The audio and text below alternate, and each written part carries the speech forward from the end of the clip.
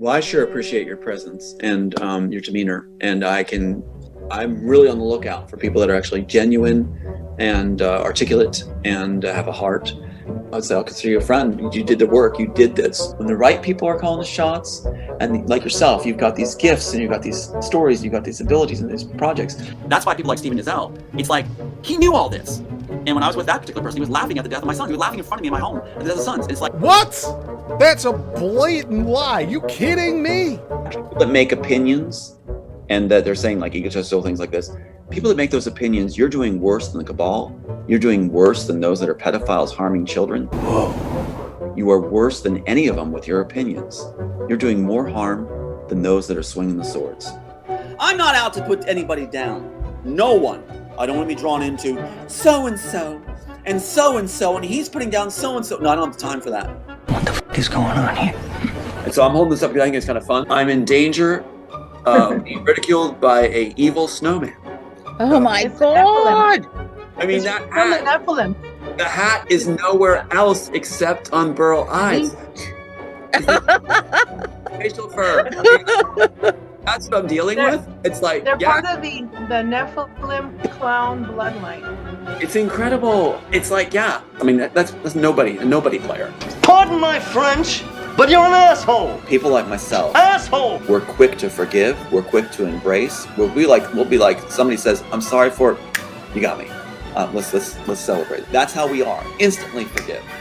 This garbage of false glory has got to stop, and I'm tired of it. Let's stop being turned on each other. And let's stop looking for ways to accuse each other of turning on each other. And let's start lifting each other. And we've got this. Those 14 other screenplays going on 15 that I have is for the new world order, new world that is our people. Yeah. So I am presenting my honorary Queen of the World for your courage, Thank you. brilliance, beauty, compassion, divine feminine, and never say no. Thank you, baby. There you are. Yeah, if I'm a fraud, bring it on. Let's do it. Come on, I'll be easy to debunk if I'm a fraud. For me and the Lord, we got an understanding. We're on a mission from God.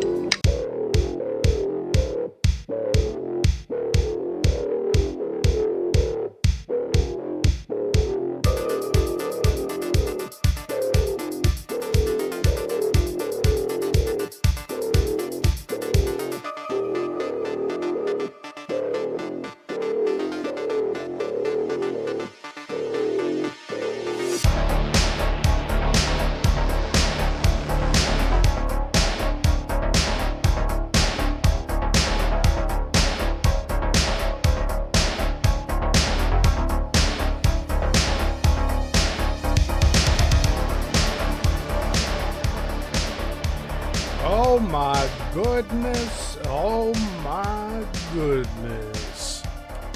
Welcome everyone to the Yissilmissil Productions channel. My name is Stephen Yissil. And today, let's talk about it. I hope you all enjoyed the second installment of 7 of reading the Matrix shooting script from 1998 and comparing it page by page to The Immortals copywritten script that was submitted in 1998 as well, several months after the shooting script of The Matrix. I hope you're all having a great Sunday. We have an interview to finish watching here today, so we will get to that shortly. But I highly suggest you go check out my Let's Read series. It will be only 7 installments, and that'll be it. But this is me getting the truth out there. It's something I've sat on for a little while here, and I got permission a few weeks ago from Tom to read it, so we're gonna do it. We are already doing it. We got 40 pages in. I'd say we got a third of the way through both scripts, so I'm happy with that. But yeah, let me fix up a few things here, and then we will get rolling. As always, please remember to hit the like button below and share this with like-minded people, because we do need to have this get out there to as many people as possible.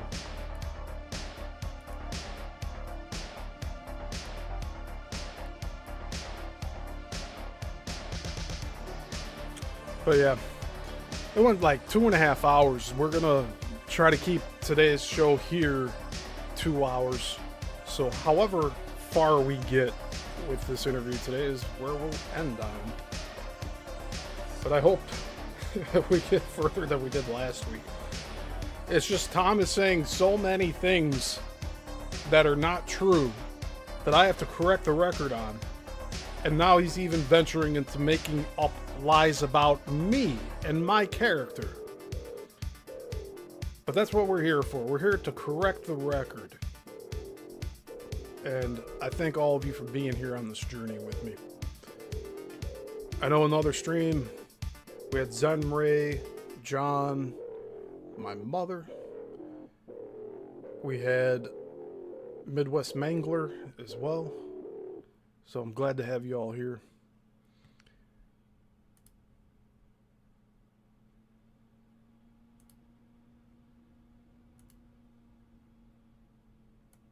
Yeah.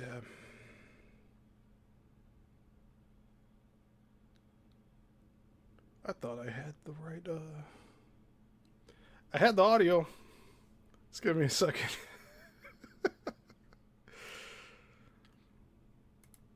Okay. So we're continuing on from last week. We have this interview to watch. And I believe you left off at 1 hour and 22 minutes.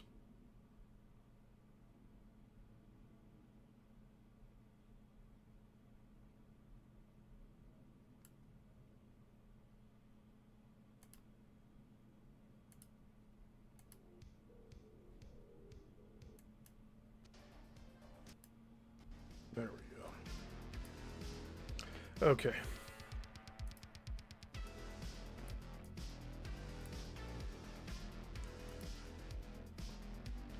But yeah, at the end of the Let's Read series, I will give my own opinion on what I think's going on with that. But as of right now, it's not looking too good for Tom.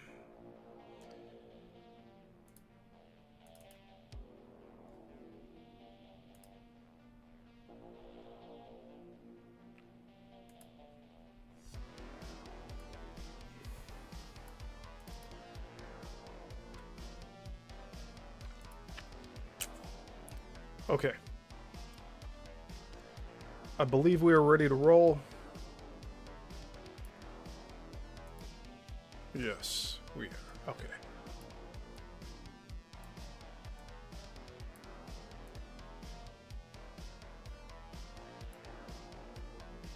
And hey, Mom. Thank you for catching the live here.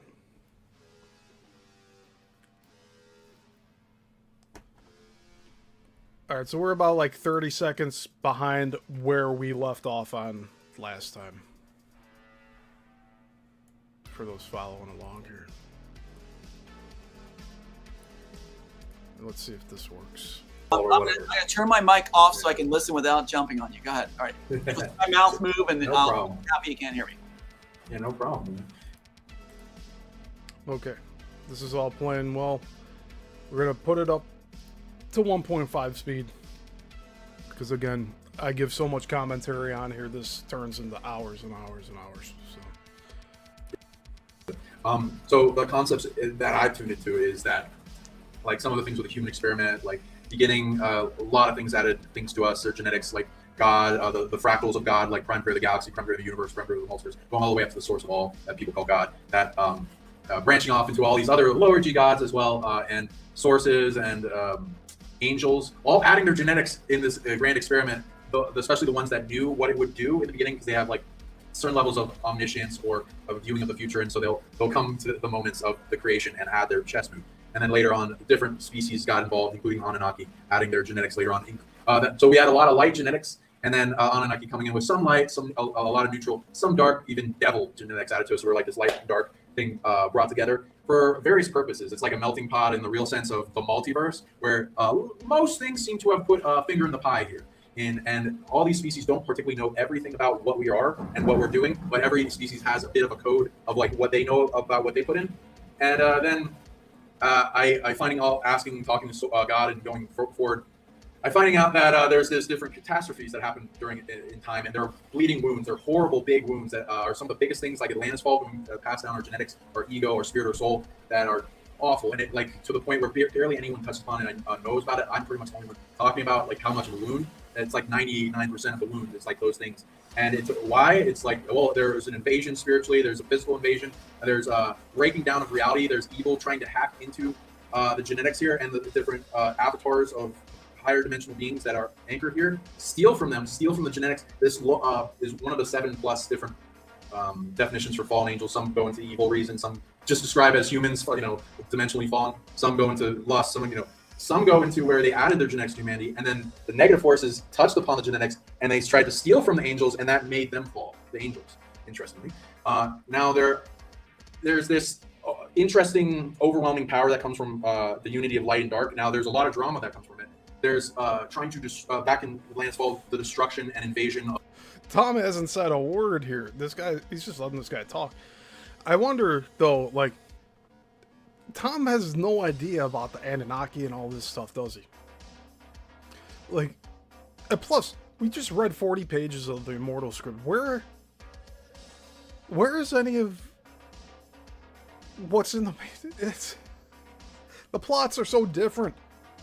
The plots are so different, man. There's no Matrix in the Immortals. I'll start off by saying that much. There's no chair scene with the pills yet.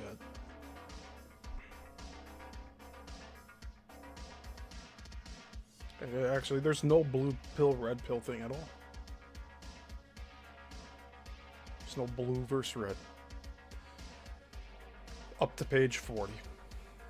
Of time and space to where it breaks down, kind of like a simulation, needing to reboot.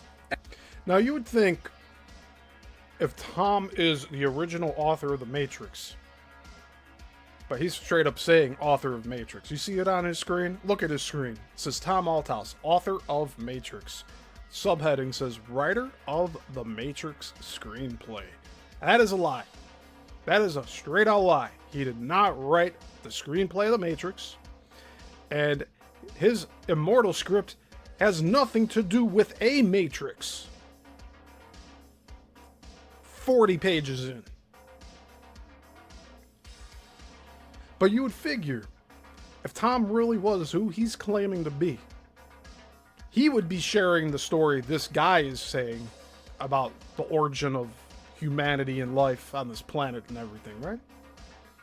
But no, it's this host that's divulging this information. Tom's just sitting back letting him talk. And some of the things filtered out, thrown into void space, and then we trying to save our soul family that's thrown into void space. And then the reason why the evil wants to do this, it wants to become God and recreate the universe in its own image thing. And then I track back what is evil, and I go back to the source of evil, this old concept.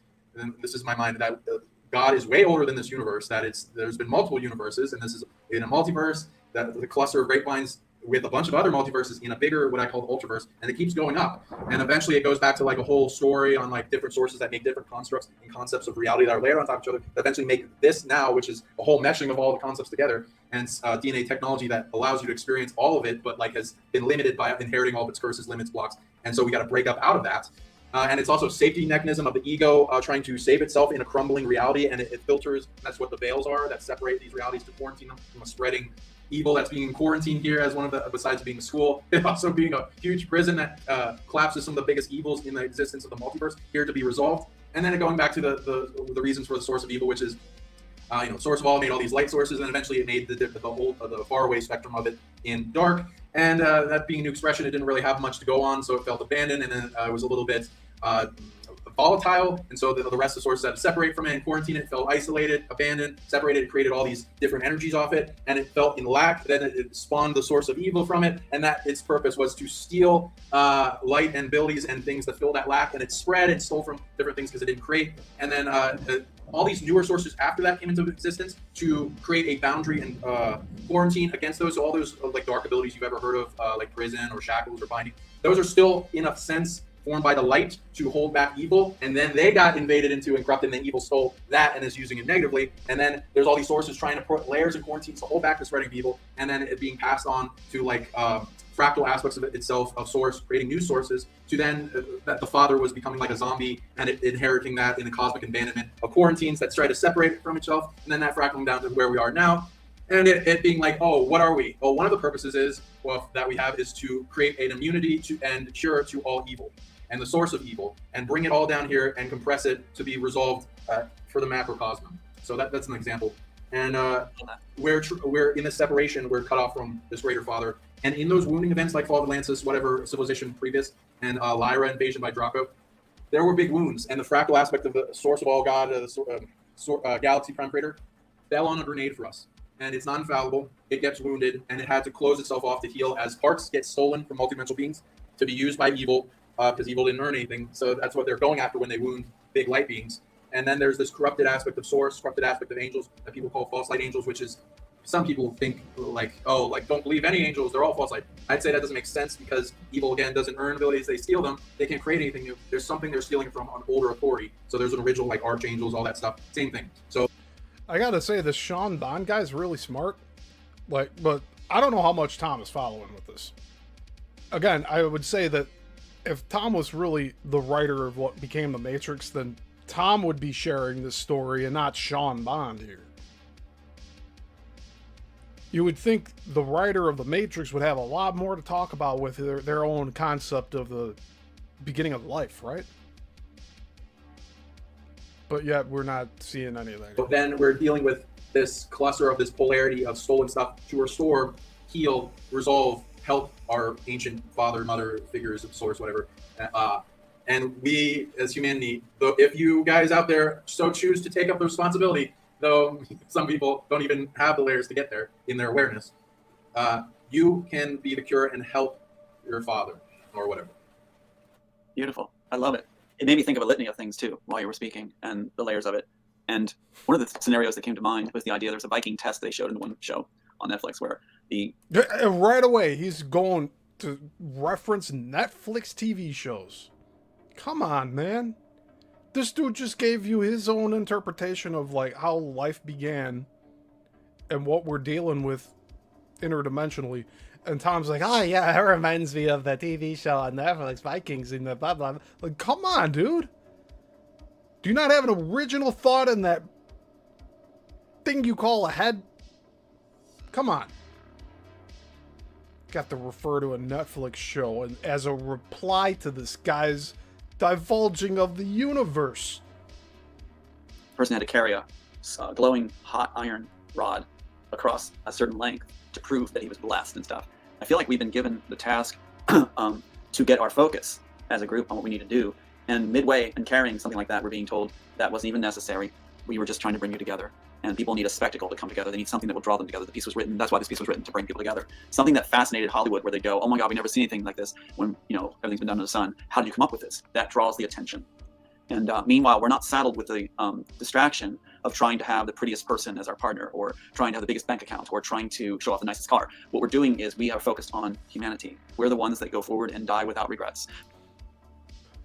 But Tom is the one that's pursuing all of his female hosts for sexual intimacy, and also wanting to have $2 billion given to him by Warner Brothers for his idea of the Immortals that he says was ripped off for the past 30 plus years. And he wants to be on yachts talking with world dignitaries. Wouldn't you say that's showing off fancy cars as well? You see, a narcissist has no compassion or humility, yet that's all Tom tries to project with his mask. He says constantly, we need to have compassion and humility. But then he goes on these other shows and just dismisses everything I'm bringing up here and makes fun of my appearance. How about that? This guy's a sham, dude. Like, everyone watching, like, you already know, but, like, for those of you that are new here, like, don't trust Tom Althouse. This guy's blowing air up your ass, so to speak. Because we did everything we can to make a difference, to give gifts to the world, to make this world a safer place, to lift what's possible and good in layers, to demonstrate it through our own life, where we're not caught in Epstein files and things like that, because we never even go near the island. We're too busy. If they're going to catch us, they're going to catch us in our own labs, trying to come up with solutions to world crisis and problems, and that's where you'll find us. We feel a sense of purpose doing that. We feel a sense of goodwill and happiness doing that. It feeds us, where the other side can't even comprehend that thought process. They think it's all about getting laid. It's like, no, it's about brothers and sisters. But yet in his script, he has his characters being very sexual. And like the first two, like, important scenes, one with his main character and the wife, they're having foreplay, and then the antagonist character comes in later, shows up at the house, and then he's talking about how hot the main character's wife is. And like talking about taking her. Like, and also, two other characters in that script, we're talking about, like, the roles of men and women and like, as like, predators in society and being dominant and stuff. It's really bizarre shit, you know? It's almost like something that would be on Cinemax at, like, midnight back in the 90s. People working to make it a better world, to advance humanity to the next level. And if there are our father and our parentals out there that need us, then I'd like to be one of the good sons, not the wayward ones. There's his false god approach here. So he's saying parentals because he doesn't believe in a heavenly father creator. And furthermore, he was pretending to be a Christian, and then he goes on Roseanne Barr's show and says he's Jewish. And you cannot be Judeo-Christian. That's an oxymoron. So again, what are you playing at here, Tom? It actually does my part to put the word out. I think we're chosen because of our hearts, and chosen because our hearts are committed. They know that whatever's thrown at us through the testing, that we will prevail. When we come through the fires of the furnace and come out enlarged, we become dedicated. We become unmovable. We become that without a price tag. We cannot be bought. And the other side labels us difficult. And they unleash the hounds of war, which are the minions that mock us. The mocking means that we are doing it right. It means the other side's concerned and doesn't know what else to throw. Meanwhile, their own ranks start to shred, and they send people our way saying, you really are a good person, Sean. You really are on it, Tom. We admire your tenacity. We don't think anybody could ever survive what you survived, Draco. It's like we have come through the fires, and now we're meeting our brothers and sisters outside the furnace on the other end. And what a reunion that is, to see those that had the courage, while the minions nip at our heels online in ridiculous fashion. So I am proud and honored to be... He's talking about me. He's calling me a minion of the elite. Dude, I'm going to say it again. I'm here on my own free time, on my own volition. Nobody told me to come on here and dispute what bullshit you are projecting out into the world. I'm here doing an analysis on your character, what you say to everybody on these shows, and then what you do to people outside of the shows like me. Alright? So he can call me a minion of whoever the fuck all he wants. But I'm not getting paid by anybody to do this, to go and analyze what Tom is doing and like what his real motives are here. And we've come to the conclusion so far that he just wants to go and do one and done shows with people, talk about the same shit over and over again on each show until he refines his hit piece of how he's the creator of the Matrix. And look at his title. Look at in the blue and in the white on his screen. That is a direct lie. He did not write the Matrix. He did not author the Matrix. The Immortals, we got 40 pages in so far out of 120 something pages, right? Nowhere in those 40 first pages is the Matrix or an artificial reality even mentioned. And there's no Morpheus character yet coming to save the main character. There's no Trinity as far as I'm concerned. It's very, very suspicious, isn't it? Again, I'm doing this all on my own on my free time. It's on a Sunday. I am not getting paid for this. This stream, by the way, is ad-free. How about that? So you all be the judge of what I'm doing here, huh? 22 interviews with this asshole.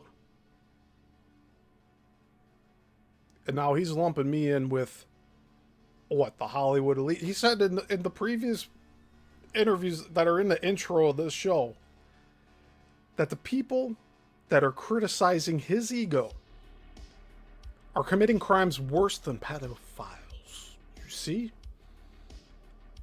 He thinks what I'm doing is worse than touching children by questioning his character, right? That's how twisted his mind is. Be very careful if you're ever in contact with Tom Althouse. And Sean, I hope you don't do any more shows just for your own time and energy. You're a lot smarter than what Tom is. Honestly, Tom has never talked about what he believes is going on in the world. He talks about parentals, many gods, many gods, many gods. No. All he does is regurgitate things. Sean actually presented a very, very articulate concept of what he believes the world to be. But Tom, I mean, he's all over the place. And it speaks for itself. What he does and says on all these shows speaks for itself. And if you watch enough of them, you'll see the repetitiveness. The beating around the bush. Not answering direct questions. Always bringing it around to trash other people. Including myself. You see how he does not hesitate to talk badly about me. The past 2 shows, this is the 3rd show we're watching this one interview. And still, he cannot stop calling me D-list player, anonymous, minion, bottom feeder, blah, blah, fucking blah. My channel was already near 1,000 subs when this guy came on. And between my board meeting videos that I've posted, that boosted me up to 1,400 subscribers. Now we're at 2,000, 2,100 subscribers. But with my analytics, with all the videos, he gave me 400 to 500 subscribers. So, yeah, cool. Thank you, Tom. You thanked me for all the work I did for you, vouching for you. But then I got to see your real character. Putting on the facade in front of me at your house. If you really thought I laughed at you. Well, like, what? Why would you keep me there for 2 weeks? It's not like the thing you're claiming I did happened on the very last day while I was stepping out of your house. You were saying it's meant to be, it's meant to be. Us 3, it's meant to be me, Tom, and Jen working on whatever. I don't know now. He makes all these grand plans and then none of them follow through. You can see these other shows he's gone on. He claims of all these things that have not occurred yet. But they were just on the precipice each time he talked about them. So what happened? Why no conclusion, Tom? He had a silver platter in front of him with me as a filmmaker to make his documentary that he invited me over to his house to do. But the moment I stepped in his house, he's like, no, we're not doing the documentary. We're going to write a book. Excuse me? It just shows no commitment from Tom Althouse here. On this end of it. And finally, out of the woods, seeing brothers and sisters, brothers like yourself, who just happen to have the full name of my son. I'm like feeling this is all meant to be. And it makes me ready to finish the job. There he is. He's saying it again. It's meant to be. That's what he said about me and Jen. We played that audio last show on episode 23. So I look forward to seeing you at the conference too. Let's get it done. Yeah, I wrote it. And there's a lot in it that people don't understand yet. But we make this. People will get it. Lie. He said he wrote it. No, he did not write The Matrix. He did not write The Matrix. Tom Althouse is a liar. 100%. We just want the right team to fall into place. I'm leaving that up to the next dimension to arrange it. Yeah.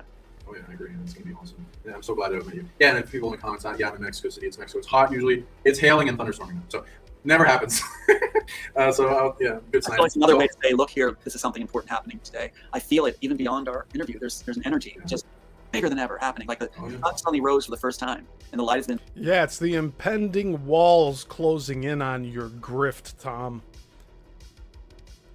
I can't believe that you went this far with everything. And that you continue to go on shows and lie. And speak lie after lie after lie. You're a real good liar, Tom. A really good liar. And everyone's guilty until proven innocent in Tom Althouse's eyes. Laid on the earth in a way that's never been done before. I feel it. Atmosphere changing. I see it out my window. It's like there's just something occurring right now where it's like almost like Acts, Pentecost. Something's happening in a new way. And I think we're going to benefit as days go by here. We'll see it more and more manifesting. I think your storm is part of that. It's to say, hey, things are going to be different now.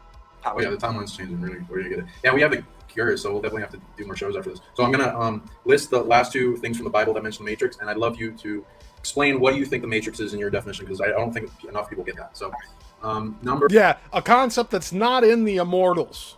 Let's hear Tom talk about the Matrix. That has nothing to do with his script. 3:12, and I behold, I have taken the Levites from among the children of Israel instead of all the firstborn that opeth the matrix among the children of Israel. Therefore the Levites shall be mine. And we've talked about this before in the comments here on the lives. The matrix in the Bible means the womb. 18:15. Everything that openeth the matrix in all flesh, which they bring unto the Lord, whether it be of men or beasts, shall be thine. Nevertheless, the firstborn of men shall thou surely redeem, and the firstling of unclean beasts shall thou redeem. Kind of strange wordings. Mm-hmm. Well, it's for me. It's if you go back to what I was writing about, what I got when I was writing what the Matrix was, and I didn't call it the Matrix. I called it the No, he didn't. Straight up lie. There's no mention of the Matrix in the first 40 pages of that script. He wasn't thinking of the Matrix when he was writing The Immortals. Sorry, no, that's not. Going back a little bit here. Clean beast shall thou redeem. Kind of strange wordings. Mm-hmm. Well, it's for me. It's if you go back to what I was writing about, what I got when I was writing what the Matrix was. No, you see it here. You see here, Tom. You're saying when you were writing about what the Matrix was. No, you were not writing about the Matrix in The Immortals. It's so offensive, man. It's offensive. You gotta get mad. This dude's lying to you. He's lying to all of you out there. Do you guys get it yet? I didn't call it the Matrix. I call it the Immortals. That longevity program can also be a prison. So the idea is that what Hollywood did with it, and they even hired that Neil deGrasse Tyson or whatever to be a spokesperson for Warner Brothers. He now is that astrophysicist, whatever, who quantum physics guy that I really admired. He says longevity program. Not an artificial reality. Program is something that was being ran from a government institution, a program that would extend life. Putting you in a cryogenic chamber, right? I mean, it's not really extending your life. I mean, you're not being an immortal, because every time you wake up, you gotta age a little bit, right?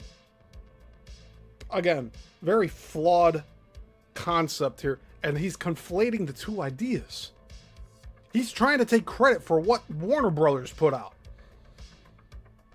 He's the one nipping at the heels. You see? was bought off by Warner Brothers, believe it or not. They bought him in to speak as an authority on the Matrix. He doesn't know anything about the Matrix. He's reading a script. But he's supposed to be a spokesperson for people to believe the stolen version. But by doing so, by saying that we're part of a Matrix, is trying to get, I believe, audience to say, I accept that image and idea. I accept that prison that is before me, that I will walk into it since this astronomer is saying it's so. They're asking us to walk with our own free will into the Matrix, which would be, in this aspect, a prison, where we have to say no. The original work, the original concept was to free us, not enslave us, was to set us into pastures rather than incarcerate us. They've twisted it by even reversing the red pill, blue pill. The red pill is based on the blood of the children, the original work, to make an immortal program, a matrix, an immortal program, that if you take that red pill, you are condemned. You've done something that's completely against our own natures, to ingest the blood of the children for longevity programs. That's interesting. The blue pill is the good pill, a synthetic pill with painful side effects, that if you are going to enter back into the matrix after you're cut from it, there'll be pain to address the wrongs. Are you willing to step in as a wounded warrior? Again, 40 pages into the Immortals. No mention of the Matrix. No mention of the red and blue pills. No couch scene between a Morpheus character and a Neo character.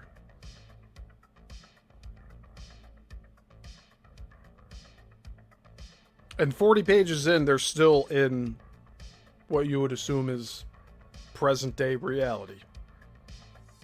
And the jack in the back of the neck, it's the size of a mole. It's brown. And it goes into the back of the neck like a needle. Now, in the Matrix script, it says it's like a coaxial cable. The big jack that you see in the movie, The Matrix. And in the script, it says it has a chip on that. But we're talking about a giant, hefty cable like you can hold in your hand. Not this tiny little listening device. It's described in his script as the size of a mole on your face. Just put it right in the back. That's it. Again, sci-fi tropes. Talk about transhumanism like you made it up. No, you didn't, dude. And he's trying to give the impression that this program is actually what the Matrix is in his script. That's out for debate still, because we have not completed that read-through.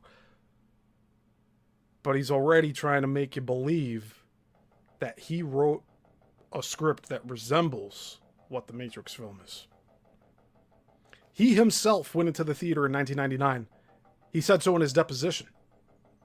And he said there was no significant matchups that he witnessed. So what does that say? I think somebody else gave him the idea that maybe the Wachowskis ripped off his script, and then he's just been rolling with that as his bread and butter ever since. Until here we are today.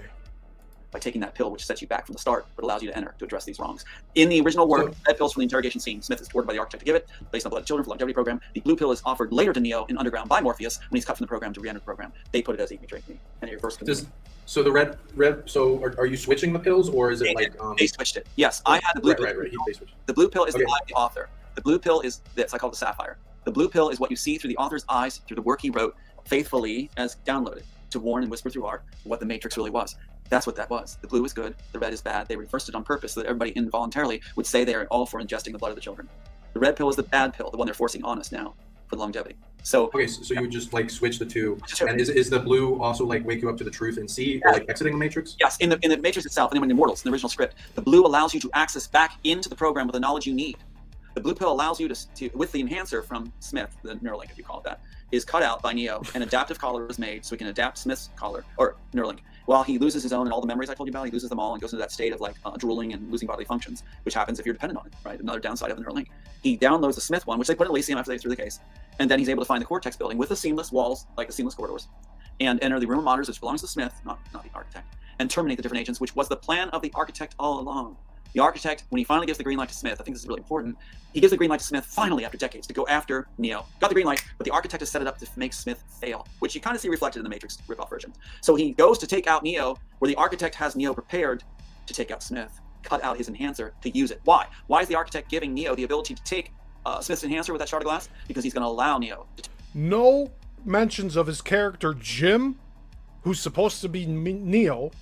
No mentions of his character Berenger, which he claims is supposed to be Agent Smith.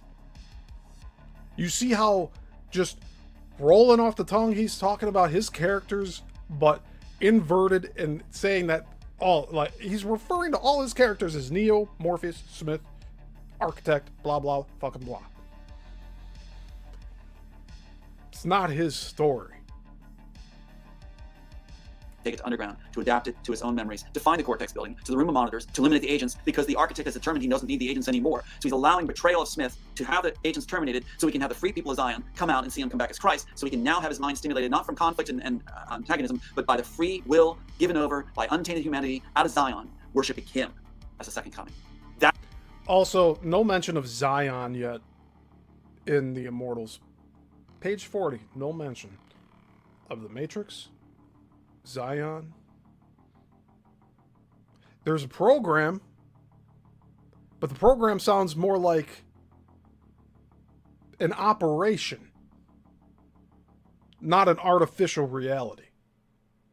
But we have yet to see, right? I'll have 5 more Sundays to get through the entirety of it.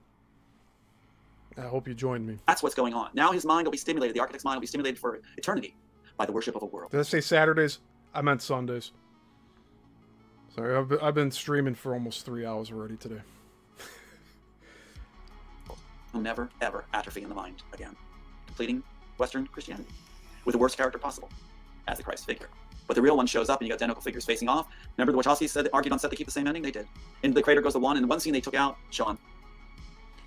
So he's also completely negating the fact that his Immortals screenplay revolves around Nazi Germany and the Jews.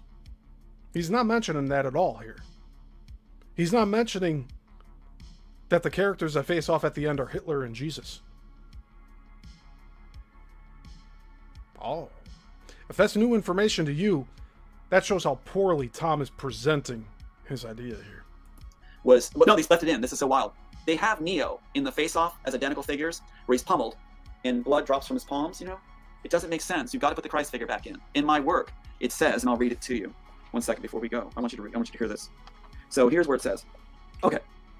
There's not blood that drops off of Neo's hands in the crater in Revolutions. That's not true. Again, it's another lie. Another lie. Holy crap. Where is it? 1 second. Response turns his eyes. Christ turns his face on the fire. Wait, one page back. I just have to find it. Okay, here we go. So remember, they're keeping the exact same ending. Let me read this one part. Okay, so the Smith agent, the architect, sorry, the architect, still looking like the classic image of Christ in a white robe, because he didn't think the real one would show up, emerges onto the hill. A somber man stands before him with dark eyes and a Mediterranean complexion. The real Christ, not the Catholic version. It is the true Christ in a coarse robe. The real Christ, not the Catholic version. You hear what Tom is saying here?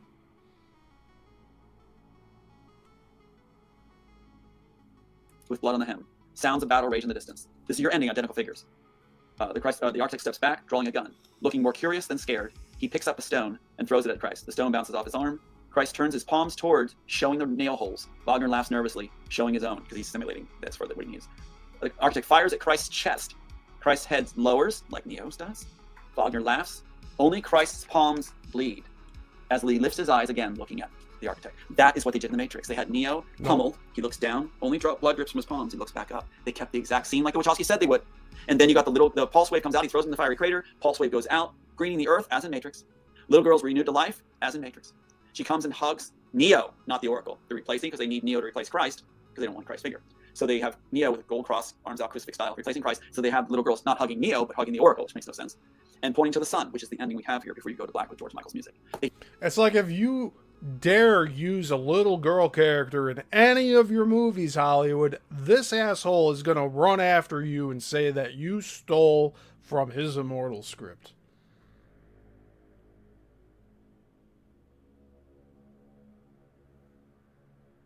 The train station scene that he speaks about on my interviews with him, it's actually something about World War II Germany. Not Neo like in a limbo, or in his case, his character Jim in an artificial reality prison of limbo. They did keep the same ending, but they reversed the characters because they did not want a Christ ending. But the only way it works historically, the only historic figure that works for this ending is the Christ figure. Because you have to have a figure in historical context where a free people of Zion in Western civilization will give their free will over. Remember the architect babbling about free will? The architect already has it figured out in the Immortals. He knows that by coming back as Christ, Western civilization will give their free will over, and his mind will be stimulated. So they didn't know what to do with it. So they just jumped the characters around, keeping the same ending. Makes sense? Go to black. Yeah, but like, the original Matrix didn't end like that. You see this? He has to rely on using multiple movies in order to say, oh yeah, now my Immortal script is making more sense, right? The beginning of this one movie, a scene from this other movie. He put all of his chips in on the Matrix here and saying that he's the author of the Matrix. You see this? Look at his screen. I'd love to hear more about that Christ figure too thing, because that'd be like, what's the difference between the film and the screenplay? And yeah, so for people out there, that screws up with reality. I've been seeing how much the Satan. I'm gonna go on the record here to make a prediction that there is no scene of There Is No Spoon in Tom's Immortals. I'm just going on a limb here.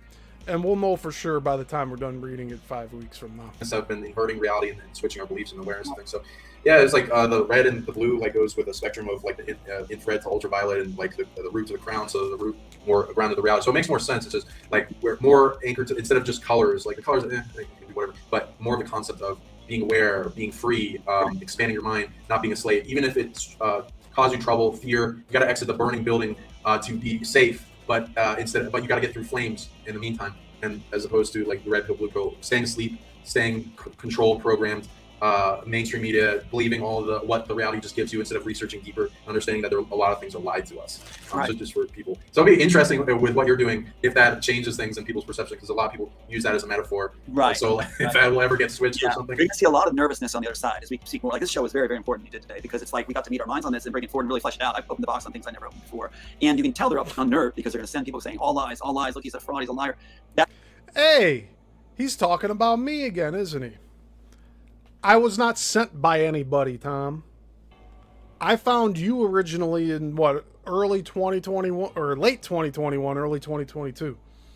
I had you on this channel for 2.5 years, supporting all the bullshit that you're spewing out. And now, after you just so unceremoniously ended this collaboration, I've been asking more questions. And look, you can't handle it. You have to constantly come back and talk badly about me. And I'm just asking questions here. And I'm calling you a liar because you are one. I never laughed in front of you about your 2 dead kids in your house. But yet you said it here on this show. You're trying to destroy my character, huh? I'm here just giving a critique and an analysis on how you behave on all these shows. And you're trying to say, oh, the higher ups sent me here to do it. Nah, dude.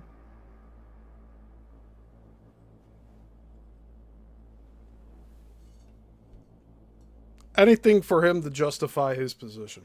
So just for people. So it'll be interesting with what you're doing if that changes things in people's perception, because a lot of people use that as a metaphor. Right. So if that will ever get switched or something. You're gonna see a lot of nervousness on the other side as we seek more. Like this show is very, very important you did today, because it's like we got to meet our minds on this and bring it forward and really flesh it out. I've opened the box on things I never opened before, and you can tell they're unnerved because they're gonna send people saying all lies, all lies. Look, he's a fraud, he's a liar. He didn't open the box on anything that he hasn't said before. This is actually a regurgitation of something he said many times before.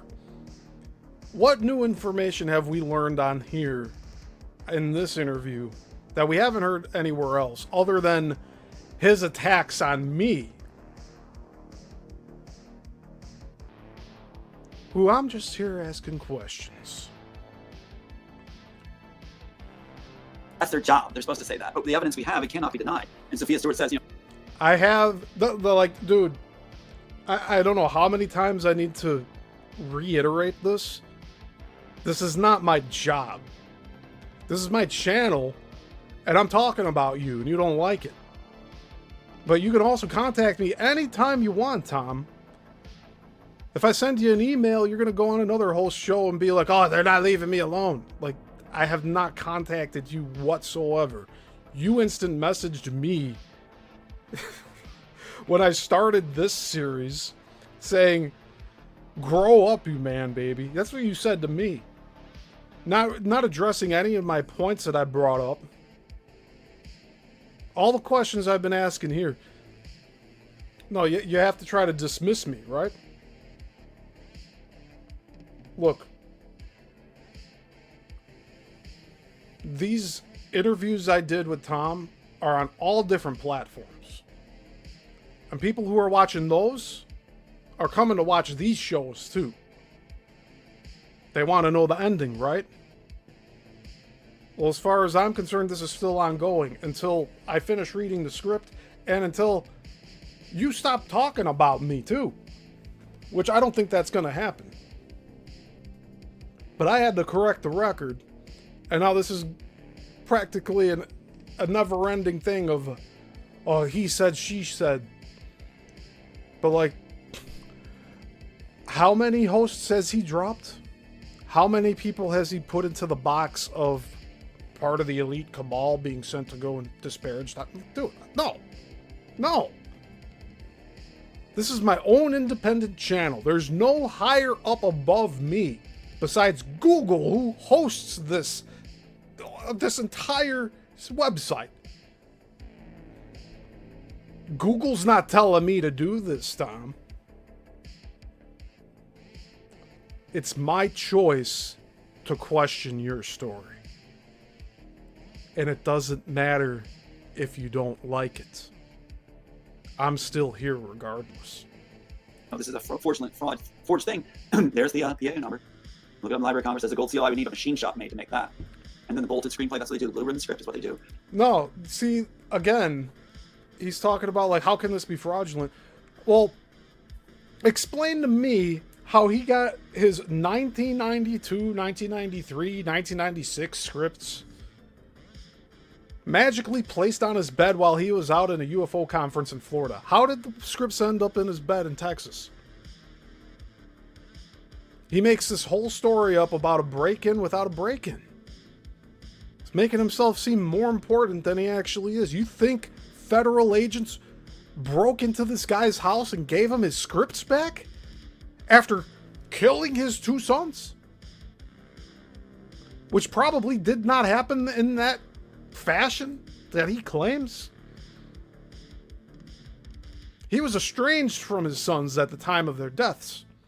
He claims they were cremated and there was no funeral. I doubt he was even invited to grieve with the family. His family locked him away, gave him a 302, put him in a mental institution. So he can hold this script up all he wants. This script is still 7 months later than the shooting script from 1998 of The Matrix. Which, if you go and watch my Let's Read of both scripts that I'm doing right now, you'll see that the shooting script is almost cut for cut what the edit is for the final film. And there are no dialogue matchups, character matchups. There's loosely connecting tissue in terms of concepts. It's like, I'm surprised he's not claiming the whole concept of antagonist versus protagonist. This dude's also claimed to have came up with the idea of Windows. Not to mention Neuralink. Come on, man. You really telling me this guy came up with all of the tech? Yet he's so inarticulate with conveying his concepts to the public. All he's doing is trashing people. Ay, ay, ay. Look what he has written here. Author of Matrix. No, he's not. He's author of this thing that he's holding up. Sure. I'm not debating that this script, The Immortals, was sent to be copywritten or not. I'm not debating that. The thing is, your characters All the names are not the same. The whole concept of the Matrix and an artificial reality has no place in your first 40 pages. The first 10 pages should knock it out of the park. This isn't some clear-cut case here. You have a judge that said that these are all sci-fi tropes that you cannot claim copyright to. Dystopian future with an antagonist and protagonist fighting each other. How many movies are like that? He tried to claim Demolition Man stole from the Immortals. Wesley Snipes. Bruce Willis, right? We made a joke here. Where are the 3 seashells? Well, they just lifted parts and layered it in and blah, blah. This guy can bullshit you till the sun goes down. It's not going to make it true. We got signatories. I mean, they work there. Ask them if this is legit. Oh. It's 7 months later. Come on. Actually, longer than 7 months. The Matrix shooting script from 1998 was submitted in March of 1998. April, May, June, July, August, September, October, November, December, this screenplay shows up. How many months is that? I lost count already. April, May, June, July, August, September, October, November, December. 9 months. The same time as gestation of a human. 9 months after the shooting script, this copywritten script gets submitted to be copywritten, right?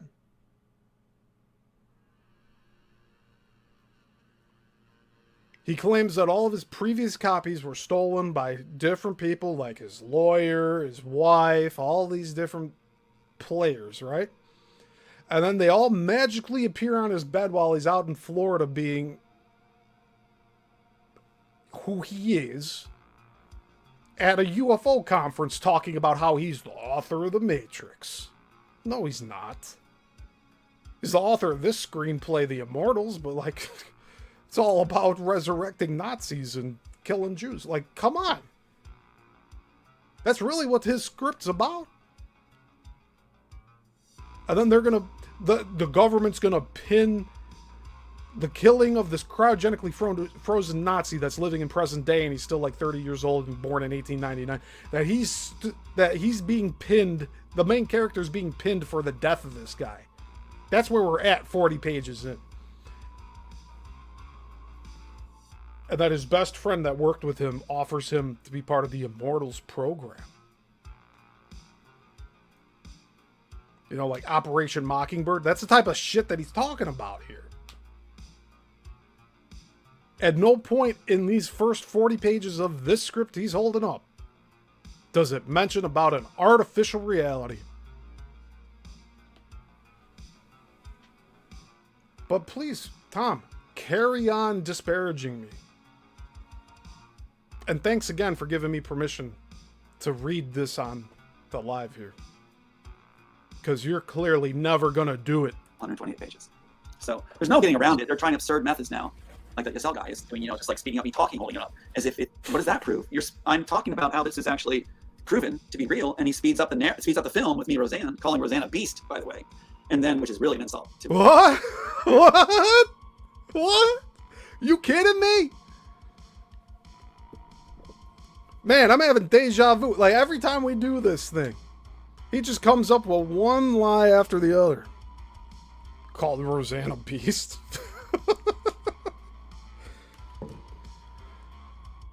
Wow. Well, again, I'll say it here. We're watching at 1.5 speed, so we get through this interview. We got through 25 minutes in 1 hour of a live stream. Here, you see? This is a 3-hour interview. I went back a few seconds here. I'll play it normal for you, Tom. Getting around it, they're trying absurd methods now. Like the Yissil guy is doing, you know, just like speeding up me talking, holding it up. As if it, what does that prove? I'm talking about how this is actually proven to be real, and he speeds up the film with me, Roseanne, calling Roseanne a beast, by the way, and then, which is really an insult. What a lie! I'm on their show with. You don't do that in my world. It speeds up the film with me, Roseanne, calling Roseanne a beast, by the way, and then, which is really an insult to people that I'm on their show with. You don't do that in my world. Speeding it up and then saying that's proof that don't know what I'm talking about. I'm laughing at how ridiculous you are, Tom. That's what I'm laughing at right now. I know these narcissists hate laughter because they have no joy of their own. You know that? So this guy going and saying that I called Roseanne a beast? I don't remember doing that. The hell is this guy smoking? I said that she worships the beast. Maybe you misheard me. She talks about Satanism. She went on late night shows in the early 2000s talking about how she sold her soul as a child. Oh, okay. Well, we're just going to dismiss that though, right? You want to be like her. You want to relate to her. Dude, I don't know anymore. But see, he cannot stop talking about me, and he was told not to talk about me by other people. Tom, you're not sticking to the mission. You're not being handled the proper way. Our handlers aren't working. You're still talking about Yissil. Well, hey man, maybe I struck a nerve with Tom, and he feels the need to address me now, finally. Look at that. I outwitted the handlers of Tom, and Tom can do nothing but talk about me now. And then, which is really an insult to people that I'm on their show with. You don't do that in my world.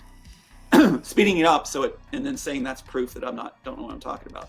No, I did not say that because you're talking fast makes you not credible, dude.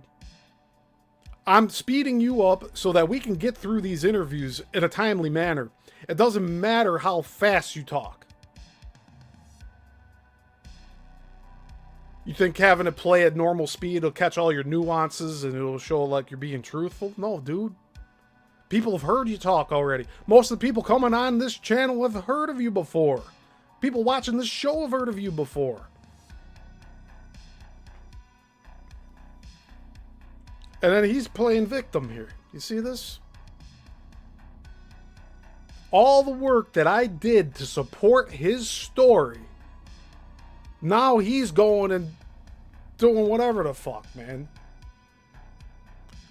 He did it first, too. He went and said I'm the same as his sister and everything else. The sister that doesn't talk to him. That sold out to Hollywood, right? Did I sell out to Hollywood? No. I'm not being paid by anybody to do this, Tom. This is me doing this, doing a critique of you. Idiot. Narcissists despise being called stupid. How is he going to sleep tonight? And which is really an insult to people that I'm on their show with. You don't do that in my world. All right. And I'm playing this at normal speed now just because of this dipshit making it a whole thing. I have brought up so many points here. For him to just dismiss everything I've been questioning and say that I'm making a mockery out of him by playing him fast and saying that just him being played fast disproves everything he's saying? No. Not at all. You lying motherfucker. Speeding it up and then saying that's proof that don't know what I'm talking about. No. You liar. You fucking grifter.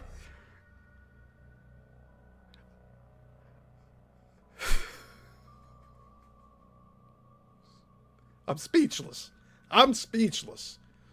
That this guy has the nerve to go on to these other host shows and talk about me of all things. Shouldn't you be talking about your script? Jim and Behringer? No, you're just saying Neo Smith, Matrix. There's no Matrix mentioned in your fucking script, asshole.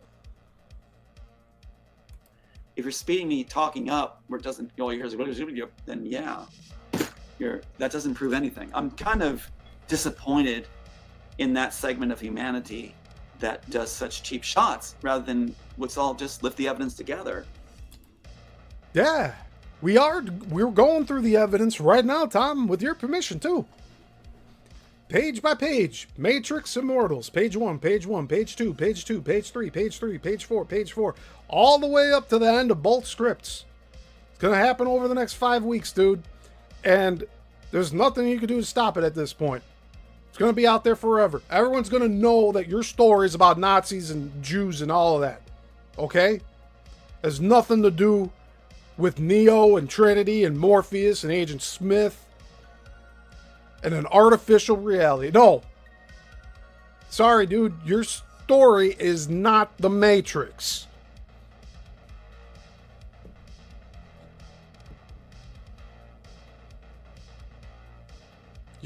Tom used to call me his Morpheus. You know what? He used to call me his brother.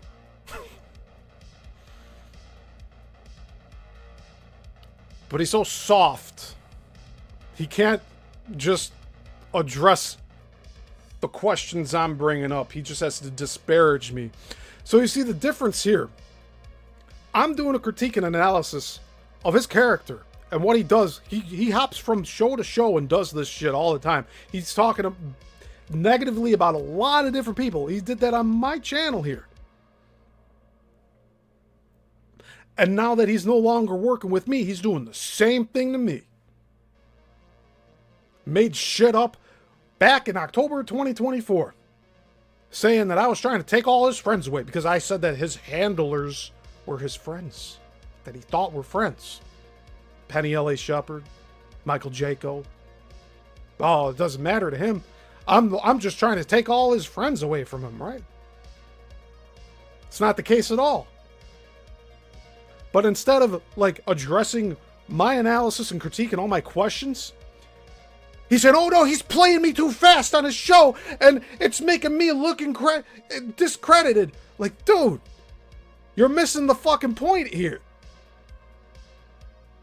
You're clearly spreading lies about me. You're doing it on this show from March 17th.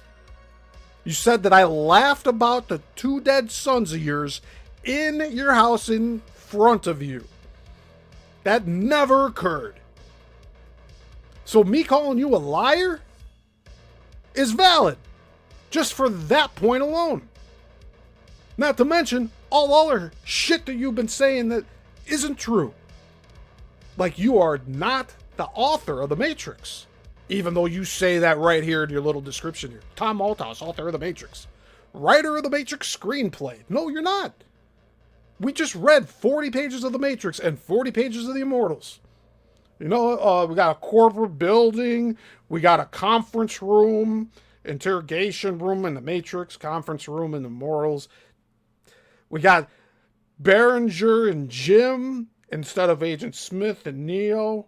We got a transition to a bedroom, not with same characters. Got a daughter and a wife involved, and they're doing foreplay, the wife and the husband, in the other room. Jim gets a phone call at night. It's not him waking up in his bed after being injected with a tracking device. No. His script is not The Matrix. He's claiming authorship of The Matrix. Just like in The Matrix, there is no spoon. There is no Matrix in The Immortals. We're 40 pages in. The setup is in the first 10 pages. Should have all been there for you. For the audience. But it's not. So what does that say about Tom? It says he's a liar. He's not the author of The Matrix. This is how he's grabbing people's attention. He's claiming authorship of The Matrix when he did not write it. He wrote The Immortals. Yeah, sure. Yeah, he got it copywritten 9 months after the shooting script for The Matrix was finalized. Which the shooting script matches nearly shot for shot of what the final cut is.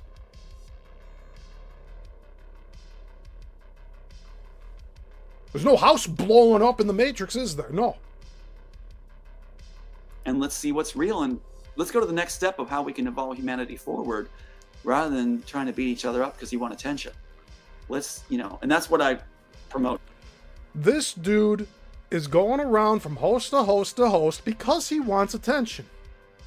I'm here critiquing this guy's behavior and character to save my own, because all he's doing is disparaging me, making up lies about what I did. And how do I disprove it? This is me disproving it. You see my live reactions to what he says.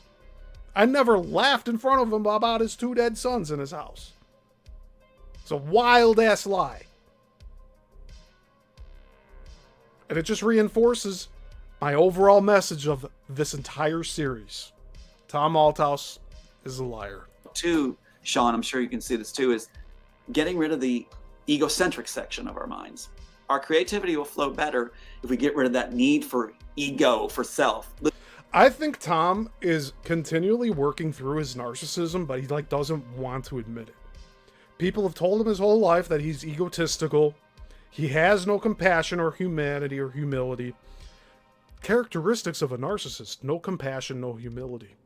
They're not wrong in anything they do. It's always everyone else's fault. You made it this way. It's all because of you. You did it, Steve. It's you. I'm in this position because of you, Steve. That's the way Tom is behaving here.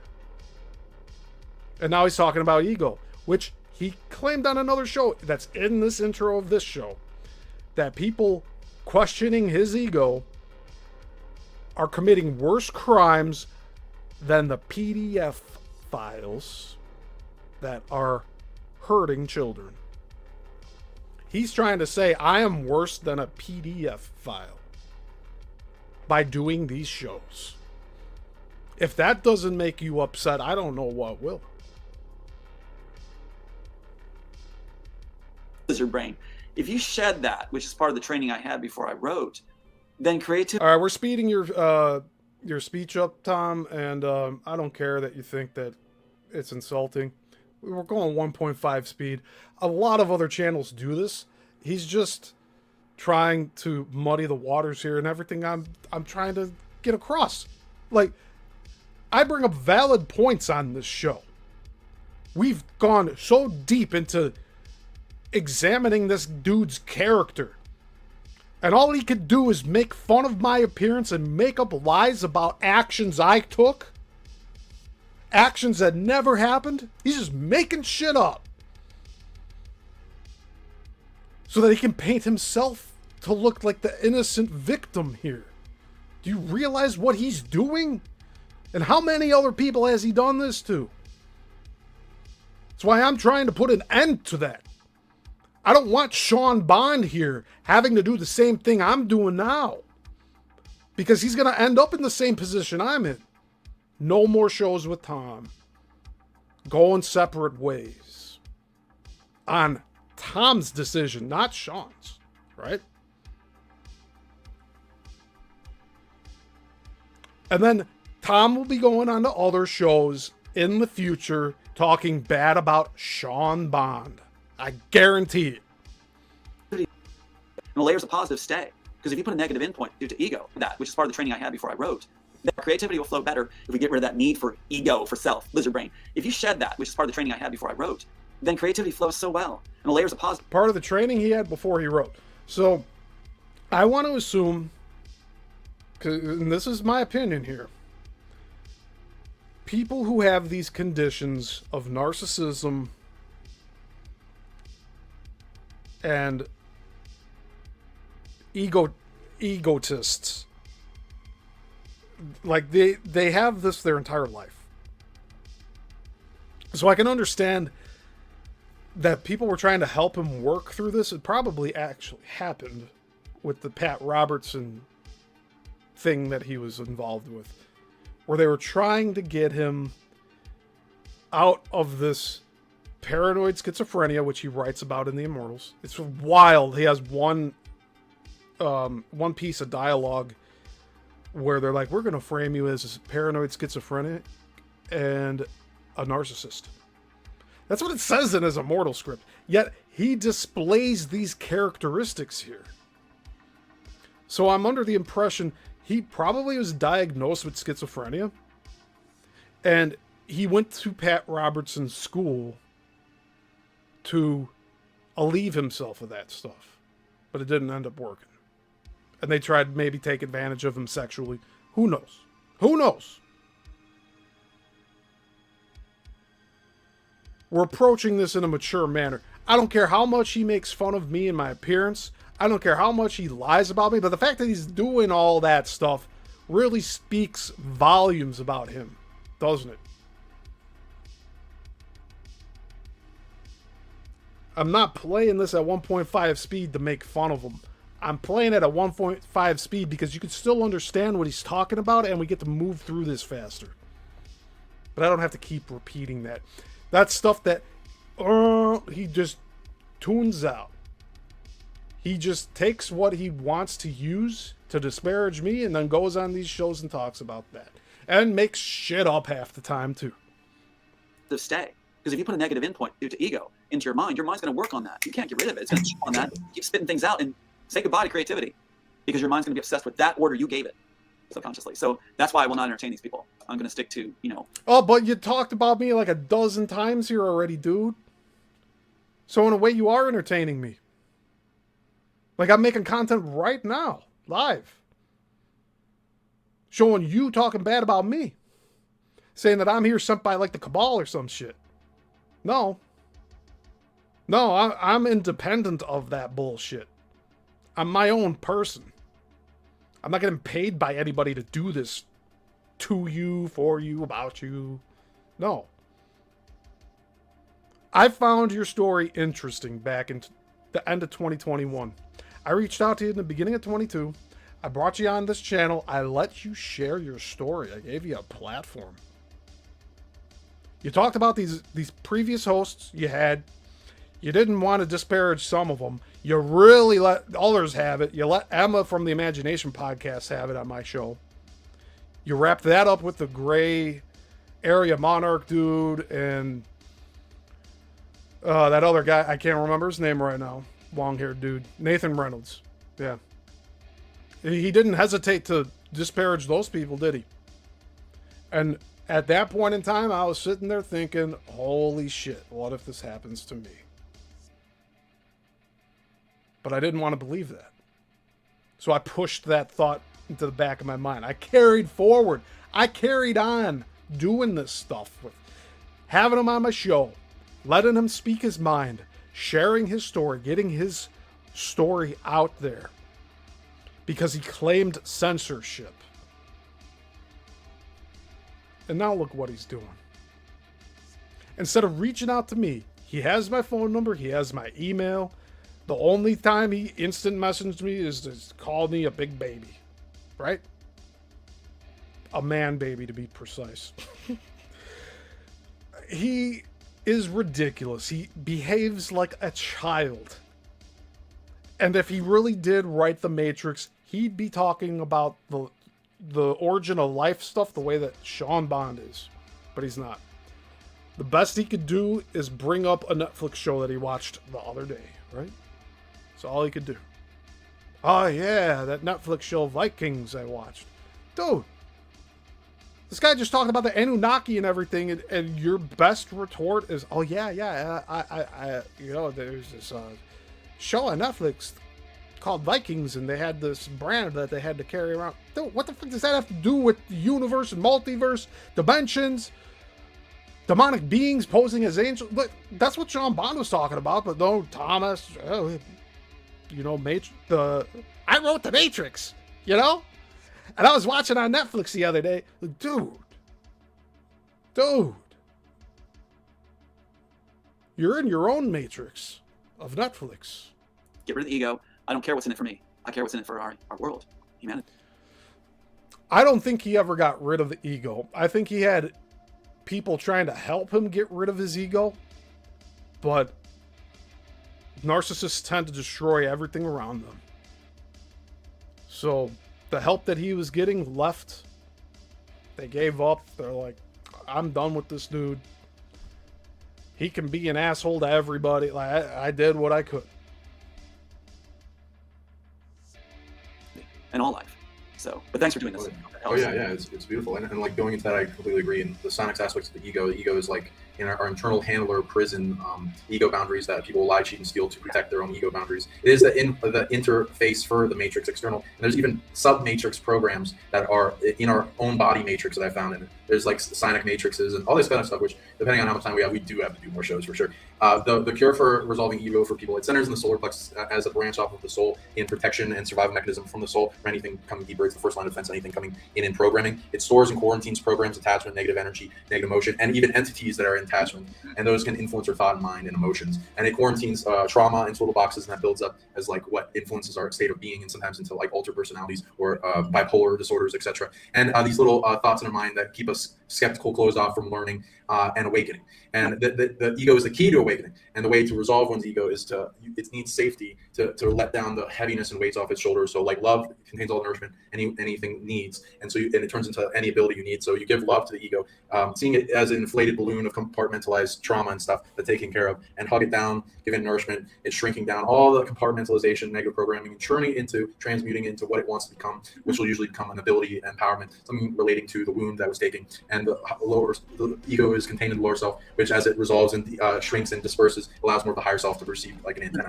And this opens up greater consciousness and expansion, and the freeing of the handling and the gatekeeping of the tears down the veils, frees yourself from various cages, and open up more of your expansion from the matrices. Right. Well, that's what kills Smith in the original Matrix, the Immortals, is the ego. Again, character's not named Smith in the Immortals.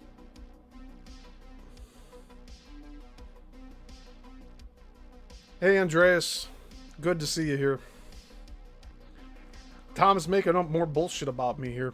It's the same interview we've been watching the past 3 weeks. We are an hour and 51 minutes into this interview here. I don't know if we'll finish it today. Maybe we'll save like the last half hour for next week. But like, you see, Tom did not anticipate the hosts that he's cut off so callously to speak up for themselves, such as me. I told him I'm keeping everything up so people can see him kissing my ass as well as saying the most vile lies about me today. Or as in this case, March 17th of this year. Andreas says, see, this guy could go places with his knowledge and talk more with others, but not Tom. Yeah, Andreas, this guy, Sean Bond, talked about his knowledge of the universe and how the Anunnaki have played into altering our timeline and the interdimensionality of everything. Tom is just sitting there like,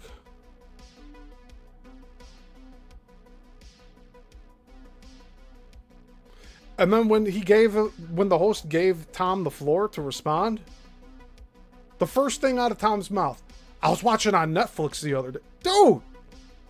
And he brought up the show Vikings. How they had to carry around something that was like lit up. I don't fucking care. It has nothing to do with Sean and what he talked about. Which further validates my point that Tom does not answer direct questions. Otherwise, he would have shared something completely different. Not this whole parentals bullshit that he's talking about multiple gods. That's Tom talking about multiple gods. Not one heavenly Father creator and his son Jesus Christ.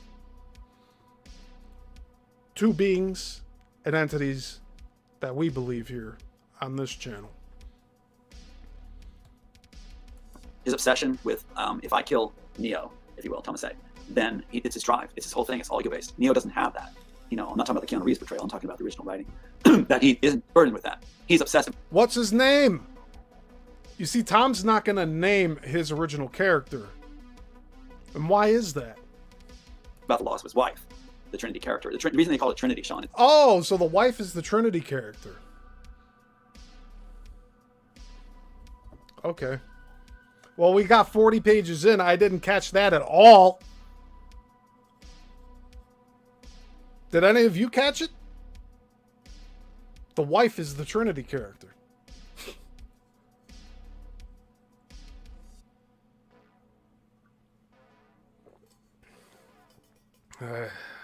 I'm telling you.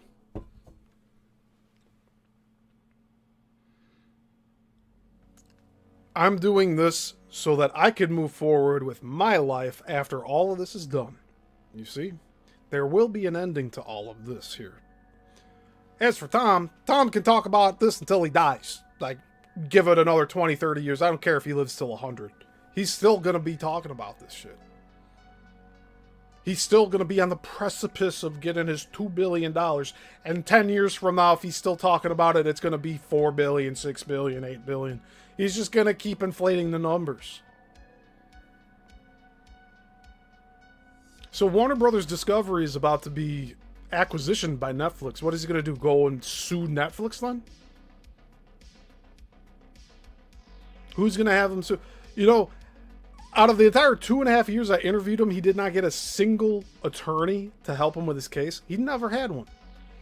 He's not going to have another case. There's no intention to doing that. His intention is to have this be a traveling roadshow. It starts on the internet. It ends at the conferences. He wants to go to these UFO conferences to talk about how he's the author of The Matrix. No, he's not the author of The Matrix. You know, there's that saying, you repeat a lie long enough, you start believing it as truth. That's what Tom's doing here. Tom Althouse is a liar. He lied about me. He lied about my character. Tried to say that I laughed about the death of his sons. No, it never happened. Let alone in front of him.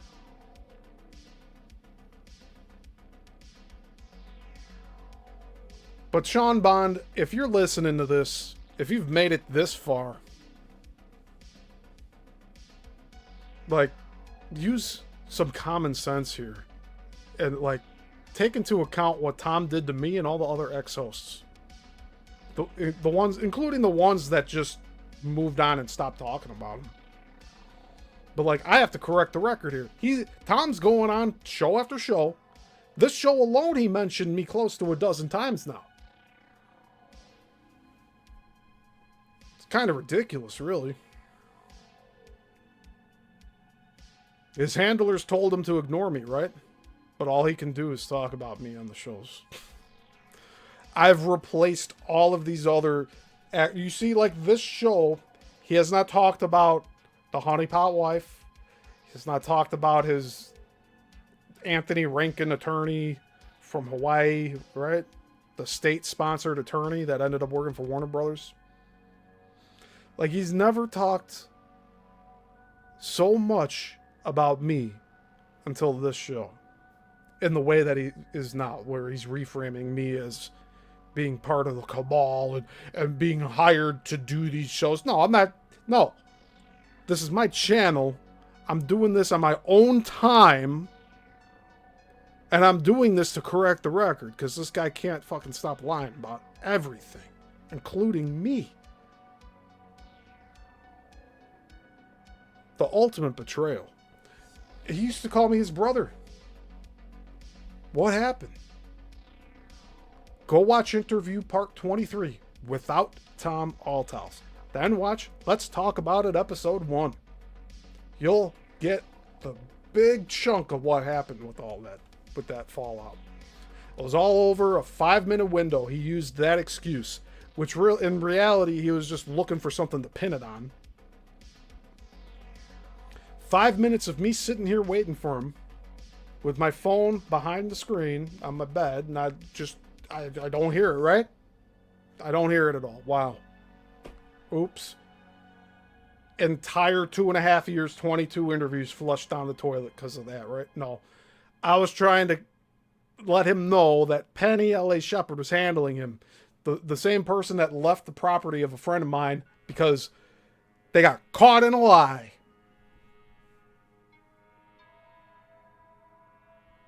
And now that Tom's caught in a lie, I'm not letting off of his heels, am I?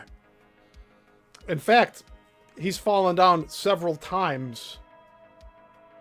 And now he can't help himself with, like, making fun of me and spreading lies about my character. is because there was 3 love interests in the original screenplay. They like to simplify everything, so they called her Trinity. It was actually Monique, Lorraine, and Julia were the 3. One he's married to, one is the Oracle's priestess, and the other is the girl he goes outside the program to go when he's cut from it, and meets her, an aged person who's been trafficked. So there's 3, they call it Trinity. So they call him Smith because it's a generic name. But you're right. The key to that screenplay success of the characters is getting rid of the ego and really focusing on what needs to be done, get the job done. I'm looking forward to more. I appreciate you doing this. But he can't get rid of his ego. Because even with me interviewing him for 2.5 years, to the point where he said, yes, I'll let you direct the Immortals, Steven. Yet here he is talking about how I'm hired by the elites to take him out. How does that work? What money am I getting from the higher-ups? Show the proof. There's none. I'm here on my own time. I'm a channel that barely generates $10 a month here. It's just insulting. But I decided to tackle this bear of Tom Althouse like this, like we're in the thick of it. We'll be getting to the clearing soon. This show will have an ending. I don't know what episode we'll end on. It'll probably not be much longer after we're done with reading through the Immortals. And we'll come to our own conclusions.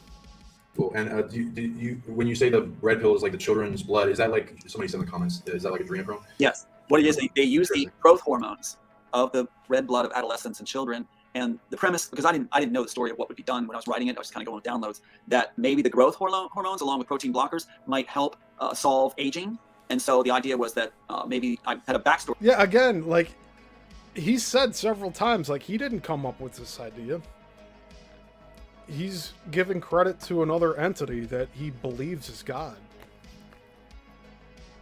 But he even said he doesn't believe in God. He believes in parentals.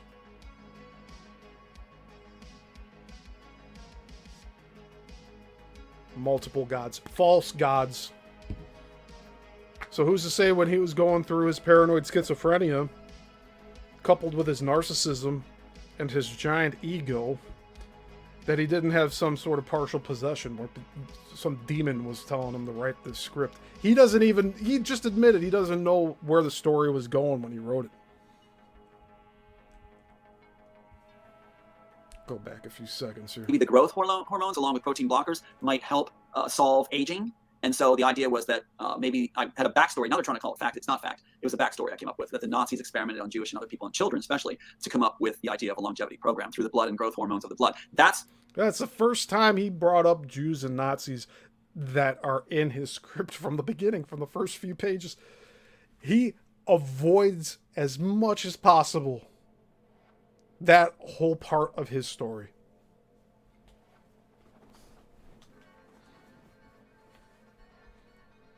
There were some people on TikTok when I still had my TikTok account. One of the reels exploded, got tens of thousands of views. I want to say over 100,000. But there were comments on there where some other people had also read Tom's script. And they were talking about, like, no, the Immortals has nothing to do with the Matrix. The Immortals is about Hitler fighting Jesus. No, like, we're not even at that point. 40 pages into the Immortals reading through it, like, we're not even at that part of the story yet. It's not even in the setup. The Matrix is not even in the setup. And the Immortals program, it's talked about like an operation from a government agency, not an artificial reality. We have yet to see this artificial reality in his script 40 pages in. what the story had. It's not reality. I know it's not reality. It's what I had as a backstory, as plausible backstory. Now you have some people trying to say that was the case. That's what it was. No, it wasn't. They weren't experimenting on that, but I use it for the backstory. So the red pill, yes, adrenochrome, the growth hormones, things like that. That's how they got their fast track to what longevity would be solved by. Now Stanford and IBM are coming up with longevity programs, and then they're doing exactly what I had said as a premise that Joel Silver took for Alder Carbon. They're saying it's only for the elite It's not ready for the common people. It'll never be ready for the common people. You know, like they do in Elysium, you'll get some pills out of a robot stash. You're not going to be able to be included because they don't want the rest of humanity there. And that's been... Tom wants you to believe that he came up with transhumanism and immortality for storytelling devices. I'm here to tell you that's not the case. Ghost in the Shell was written in the late 80s. He can deny up and down that the manga came before the film, but the film of Ghost in the Shell is what the Wachowskis based their Matrix story on. Meanwhile, Tom here had no idea what he was writing. He admits to it. And some entity was telling him what to write. And if he believes in parentals and not Heavenly Father Creator and Jesus Christ, then who was really giving him the idea? Told me many times when I was offered the chair, you know, like to be one of the elite. They said, like, don't care about the rest of the population. You're one of the elite now. They actually use that term, 1%. So the idea is that if you have longevity, you don't need the rest of the population. What you'll draw from them, they said, was the pretty ones that, for a servitude class. So pleasing genetics that are pleasing would be the servitude class, basically an Epstein Island. You'll have Maui, you'll see on Maui, which I was there. Disney invited me to Maui when they were grooming me. We went to Maui and they said this would be the island. This would be the experiment. Can you have a society of elite with a servitude class? And that would be the model for the one world order. Yeah. Oh, interesting. I read into that besides the neurotech and there's so many truth nuggets for people. These pills, white pills, whatever, in the black pills. Have a healthy diet of black and white pills. Besides them being afraid of, you know, or like wanting to control that and not wanting the cage released, it seems from what I'm reading, they're afraid that people will get a greater understanding of what the Matrix is. And I'd love to get again your ideas of what do you think it is coming from the source's mouth. Absolutely. I'm sorry. Go ahead. No, I was going to say, that's why Neil was brought in. That astronomer guy was brought in by Warner Brothers to push this now, which is interesting because he's acting like he's the authority on Matrix. He doesn't know anything about it. He's just reading the script. Is he talking about Neil deGrasse Tyson? Does that mean that he watched the Lawrence Fishburne interview that I still have to watch for John here as a members-only video? By the way, John, I'm sorry I haven't done that yet for you. But, yeah. Trying to keep up with life and everything else and then doing this, keeping this a constant, it's a lot of work. Like, I'm taking time out of my day to do this. And no, Tom, the Cabal's not asking me to do this whatsoever. I'm doing this on my own. And he doesn't like when anybody laughs because he thinks somebody's mocking him. But you know what? I laugh at ridiculousness. He can form in his head how many times I can laugh to myself and he'll think like I'm laughing out loud at him, right? Like, he'll recontextualize situations to where he's the victim, but like there are things that like we were laughing together about, like how I'm laughing now. This is what he thinks is like mocking, and like he can't stand me finding humor in some of this stuff.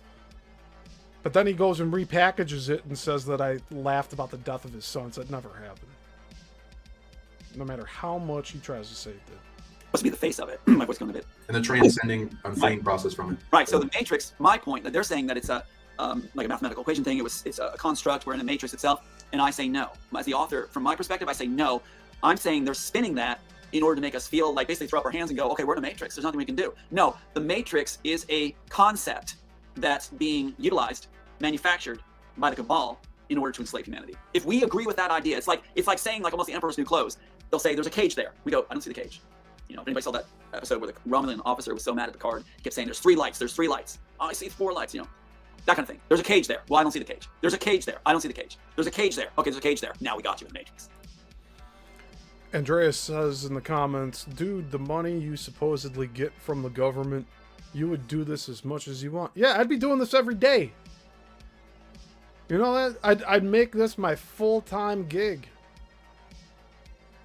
But here I'm doing this on a Sunday afternoon when I could be, you know, prepping items to list in my eBay store to make the actual money that comes in. Yeah, Andreas makes a good point there. If I was getting paid by the government to do these shows to disparage Tom, wouldn't I be doing this every single day? See, like, I need time to decompress from this stuff. Not only am I doing this, and maybe I'll make 4 or 5 cents on the views here over the next month. Like, just think about this logically. Like, so where am I coming from then, Tom? Where am I coming from? Why am I such a thorn in your side? You have to constantly bring me up now? After you're told by your handlers not to bring me up? Oh, and the fact that I'm calling them your handlers, the people you think that they're your friends, that bothers you? Like, dude, this wasn't smart what you did. Not at all. Because now you're just making yourself look foolish and childish. It never was there. So they're creating a concept that'll enslave us. And that helps them say, look how stupid humanity is. Look how stupid the 99% are. They're stepping into the cage that doesn't even exist. They're wearing the emperor's new clothes. They're enslaving themselves and stepping into the concept we created because we called it, under popular faces, what it is when it wasn't even real. So there is no matrix, I believe. What I believe is the author is, what I was given downloaded, is that we are in a seeded universe. A beautiful, beautiful gift. A created universe with all the right ingredients to make it stable. Like we said, that one grain of sand on the beach. And now our parents hope that we'll get the message. Why are they selecting us and not politicians? Why are they selecting us that are visionaries rather than film moguls who can make the stuff easily, like Steven Spielberg? You know, and that's not a slip, Steven Spielberg. So what are they doing? They're picking those that have the right heart and compassion, because we will translate the message. It's not a slip. Well, it's because my name came up. You know, and that's not a slip, Steven Spielberg. So what are they doing? They're picking those that have the right heart and compassion. Spielberg. Because yeah, see, he like Steven Spielberg. He comes up with all these clever names for people. Now, you see, I'm not an advocate for Steven Spielberg, or Spielberg as he calls him. Like, I think that guy's a piece of shit myself. But like, he conflates reality with his lies, and he tries to pass it all off as truth. It's just so fucked up.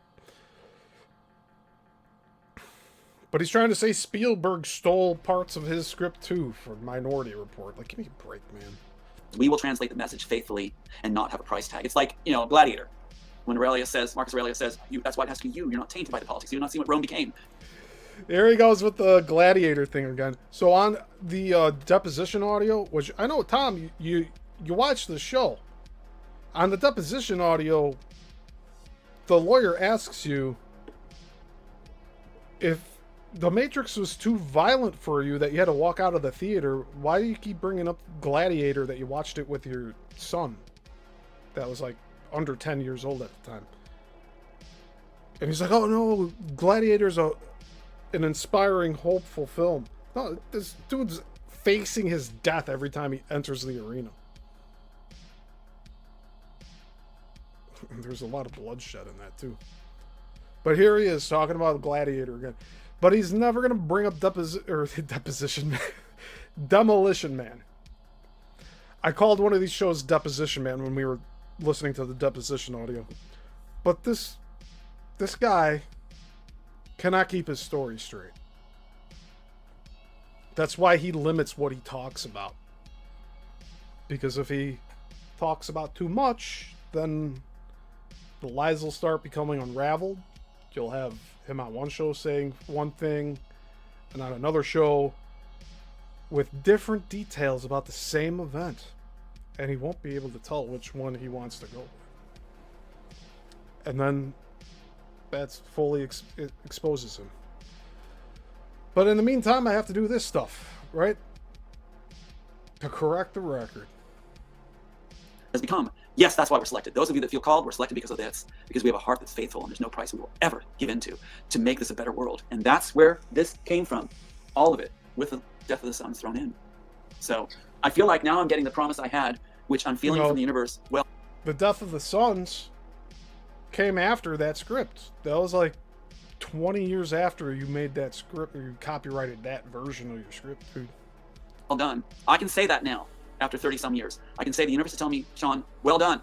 And that's why I'm feeling the presence of my children now.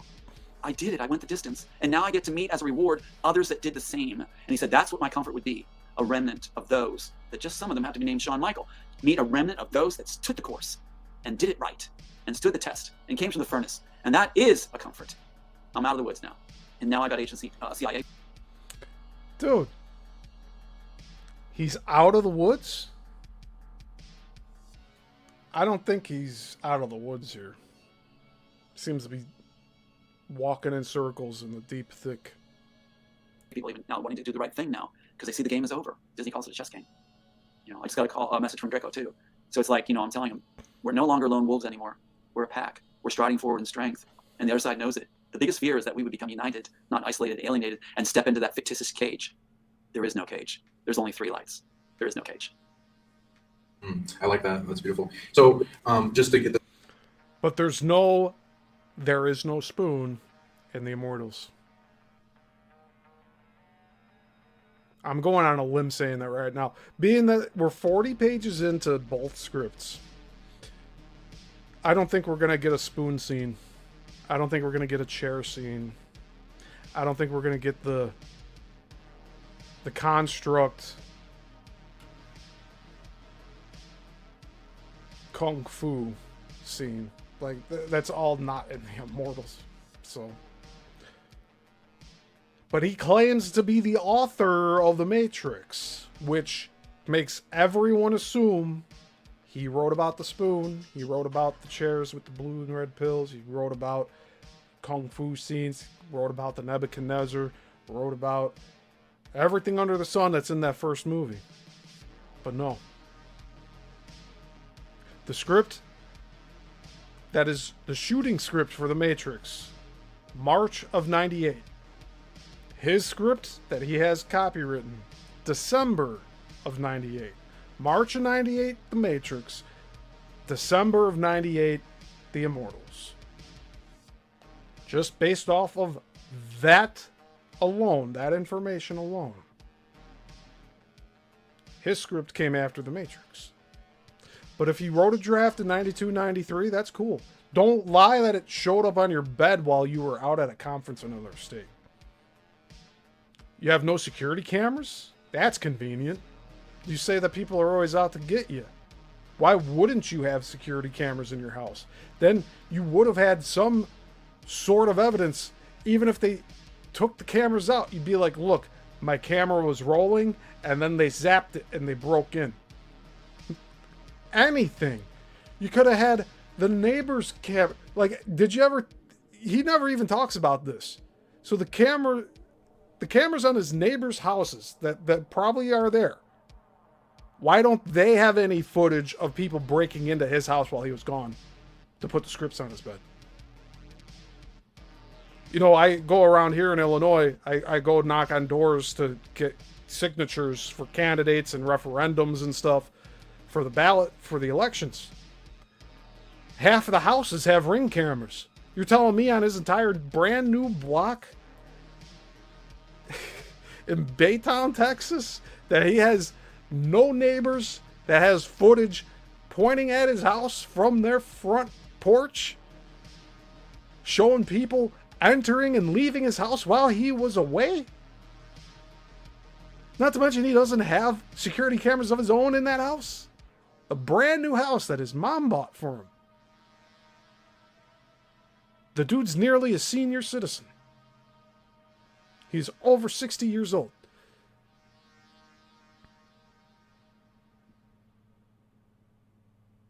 Well, was he born in 59?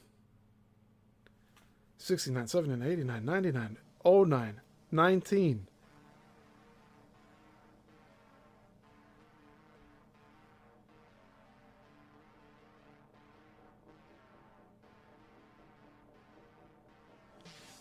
He's 66?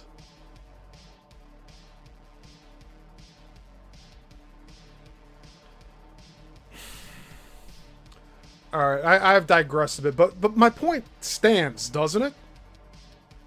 How come his neighbors from last year, April, have no footage of people breaking into his house? And how come he didn't investigate that? Did he report the break-in to the police? No. Oh, what would they have thought he's crazy or something? What did they steal? Nothing. No, they actually gifted him something, right? Andreas says in the comments here, oh man, we won't get Neo getting blinded and see Smith glowing gold either. I doubt it, Andreas. It's not looking good. And I'm not just saying this shit either. Like, I'm giving you guys my honest opinions and reactions to reviewing this dude's demeanor and character and the claims that he's making. But he's claiming also a break-in without a break-in last year. He's making shit up as he goes. If he gets a reaction out of it, he keeps it for the next iteration of a show with a different host. This clarified so it's strong and lasting as a locomotion that keeps going. What's the different compare and contrast contract between your screenplay and the end result movie with the concepts of what the Matrix is in simulation, in like, let's say, base reality of being like whatever Zahn and stuff that like Neo woke up to? Is that still in that screenplay, or like what is No. Yeah. worlds? No. Another lie here. Let's see what Tom has to say. What would you describe that? So important. That's the way to understand. Like people, like I said, always say I have to go rewatch The Matrix. But what you're watching is, if you reverse engineering the theft, you'll get the idea. That visual storyboard they talked about, the 600-page storyboard, is lifting every image they think is cool. I hope I'm answering your question right. Your question was. So it's like everything they thought was cool is lifted into a visual storyboard. I can open blindly here, and you'll find things in here. Like the false flag is here. The homeless person's here. All these elements are lifted into a visual storyboard, and they made it up on set as they went along, taking the visuals. The homeless person. Okay. Think of how many movies, films have homeless people in there. And you're telling me this guy is saying that everybody under the sun stole from his script. Again, Kung Fu Panda, Ratatouille. He claims those movies also stole from the Immortals. And then they mix in what they're familiar with to fill it in, like the train man from Ghost should never belong in the train scene. It doesn't belong there. But they had to insert stuff as they made up on set with union wage people waiting for the next shot. And so they stick. No, he's lying. He is lying here. They did not just make shit up as they went along. There's a shooting script from March of 98 that we're reading right now. The summer of 99, the Matrix film released in theaters. He went and watched it. He says in his deposition there were no significant matchups. He didn't even think they stole the fucking story from him back then. He walked out of the movie because he thought it was too violent. Which in the deposition you also hear about that. Go back and watch my earlier shows of this series. Let's talk about it. It's there. The one titled Deposition, man. Go check it out. That stuff in there. What's interesting is they didn't understand the work. So they figured this is how they sold it to Warner Brothers. We will use the visuals. He's conflating things. The parts where his story makes no sense, that they stole parts of the Immortals and put it together to make the Matrix. The parts where it doesn't fit, that's where he says the lie of they made it up as they went along. If they made it up as they went along, how come there's a copywritten script of March of 1998 before they started shooting where it matches almost shot for shot what's written in the script? If they indeed were stealing from the Immortals, as he claims they, like, you know how, I mean, this plays into the whole schizophrenia thing. This author is dealing with schizophrenia and narcissism. And every author, including screenplays, they insert themselves into the story one way or the other. Most times, they're the antagonist. In some cases, they're the anti-hero, the antagonist. And in most cases, they're the protagonist. Like Neo. Or Jim. He doesn't even mention Jim here. I'm glad he clarified the whole Trinity thing, though, right? Because we still have yet to meet the other two love interests, so to speak. 40 pages in. Just the wife, Julia, who is coincidentally the name of his real-life sister. So he named his characters, his main character's wife after his sister. Do with that what you will. I won't say it. I won't say what I'm thinking right now. But you can put it together. This dude is deeply troubled. Okay? Run while you can, Sean Bond. While you still have your credibility. Like, I don't want to see you here 5 years from now still interviewing him. Still buying into his bullshit. I'm sure you have some questions for him. Ask him. Watch him not answer them. It will enlighten you. Cool. Make it up on set. And that's why you have Animatrix done on set with two. See, and he's also saying about how they made up the Matrix on set. How could that be if we're reading a shooting script from March of '98?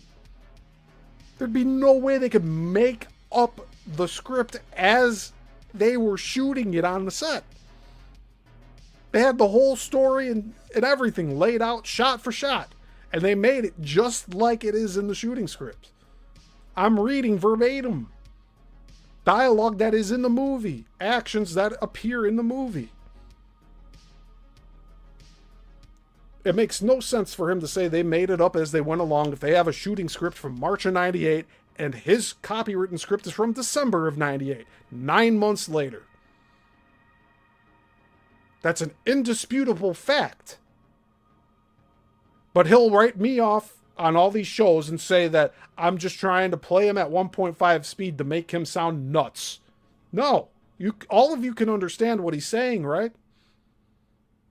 I'm taking all these breaks to give an analysis on what he's saying here. That's taken a long time. The fastest way to get through this stuff is to do 1.5 speed. If I wanted to make you look like a fucking lunatic, I'd put it all the way up. I'd put it, let's see, how fast can we go? 2 speed? Installments are done with Animatrix. Because when Joel Silver's on the interview saying, we just shot, we hope we watch the rushes, we'll tie together, we hope we use up the rest of the story. Oh, that's not crazy enough, right? Let's do it even faster. 3 times. These are the visuals that weren't used up, and they went along, pursuing free, pushed back into Animatrix. And that's why you have her falling to the ground, laying the ground, that's why I got my full name across the screen, and the story. You know? All this does is make me see how he's just on one chain of has nothing to do with how fast I'm playing it.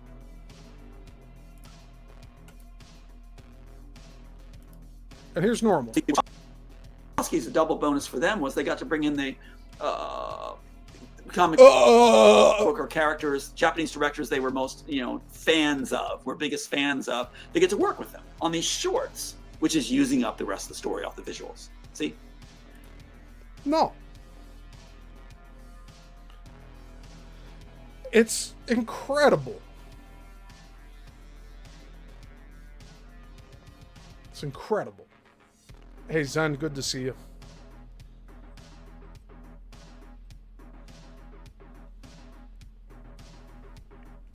See, if I wanted to really make fun of Tom and how he talks, and let's play the speed super fast, I would have done it already. We're playing it at 1.5 speed because you could still understand every word he's saying. If it's too fast for you to comprehend, Tom, that's your own problem. 1.5 speed is perfectly fine, and if people really need to, they could play this video slower so that they could hear you slower, okay? But to me, this is about getting the information out, and we need to cover content here that you're contributing to all of this here. I need to package this up so that I can analyze it and share my thoughts about it. But he'll say that I'm trying to dismiss him by playing at 1.5x speed, and that makes him not credible. No, it's the things you're saying, Tom, that make you discredited in my eyes. And again, this whole show is my opinion. But the thing is, I have viewers that share my opinion. And we're all individual people here. So we're not some hive mind that you think that like, oh, I'm controlling everyone here. No, everyone that's watching this is doing it on their own volition, just like I'm making this live on my own volition. You just didn't expect I'd stand up for myself, especially when you start lying like you do about me. Like I said a few shows ago, I'm digging my heels in now. I'm making sure the world knows who you really are. Not the mask that you present to everyone. As they made it up as they went along for 2 and 3, so they stuck it into Animatrix. And that's why you have the person falling from the ground and laying just before the ground. That's why you have my full name across the screen in the detective story, you know. So the Wachowskis, a double bonus for them was they got to bring in the comic book or characters, Japanese directors they were most, fans of, were biggest fans of. They get to work with them on these shorts, which is using up the rest of the story off the visuals. See? So that's what's so fascinating is that's why you have Animatrix with my new image. Just to clarify, because I haven't read. This guy took me to Texas Roadhouse after he chewed me out saying we were not getting any work done because he'd be upstairs all day watching Netflix. And he said we need to go celebrate the work that we've done. So like he did a 180 on what he was talking about. And the first thing he does when we walk into Texas Roadhouse is he approaches the hostess and takes out his phone and shows that clock from the Animatrix and be like, you see this? You see this? I'm the author. I'm the real author of the Matrix. This poor girl has no idea who you are and probably has never watched the Matrix.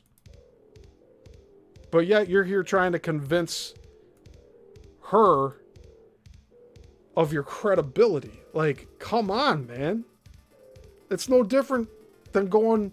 Like what we were saying about that really old interview from like 2018 that looked like it was shot on a DV cam. Looked like you just ran into a homeless person on the streets of New York and you're like, oh man, believe me, I'm the author of The Matrix. And then the guy's like, well, yeah, I got my own show. You should come on. You should come on in. And then they do the show and it's all blown out audio and everything. And the guy's talking about everything under the sun. But, I digress, right? Hey, Lerny.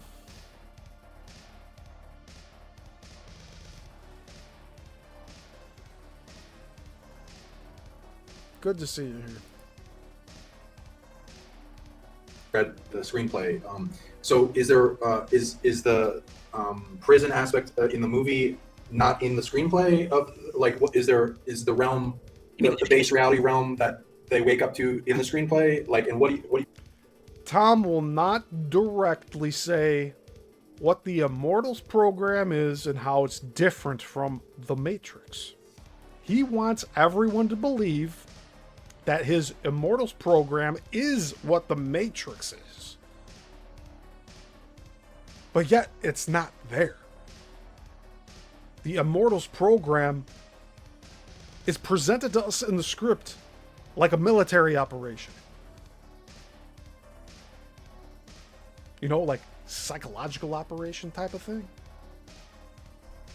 Not artificial reality. We're 40 pages in, we have yet to see any hint of an artificial reality. You call it, and is it different because you described the cage not being there? Right. The Matrix is the immortal program. And as I said in all okay. He's trying to say it's directly the Matrix is the immortal program. All right. We'll see about that one, dude. Card and when Joel Silver got to take it away, he wanted, where he... Is it just like the physical world? Or is it a different? It's both physical and the jacked in reality. Now, that's why they put it in Game of Thrones, which is actually done in-house by HBO. HBO put their name with Warner Brothers on the Immortals title. Excuse my throat here. Yeah, see, he's getting all choked up. We're supposed to feel sorry for him, right? All right, we'll play it at normal speed for you, you asshole. Tom. They wanted, where he... Is it just like the physical world? Or is it a different... It's both physical and the jacked in reality. Now, that's why they put it in Game of Thrones, which is actually done in-house by HBO. He's lying here. He's losing his voice.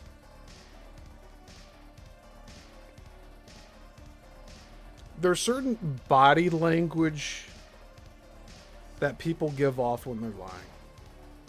And Tom is displaying it here right now.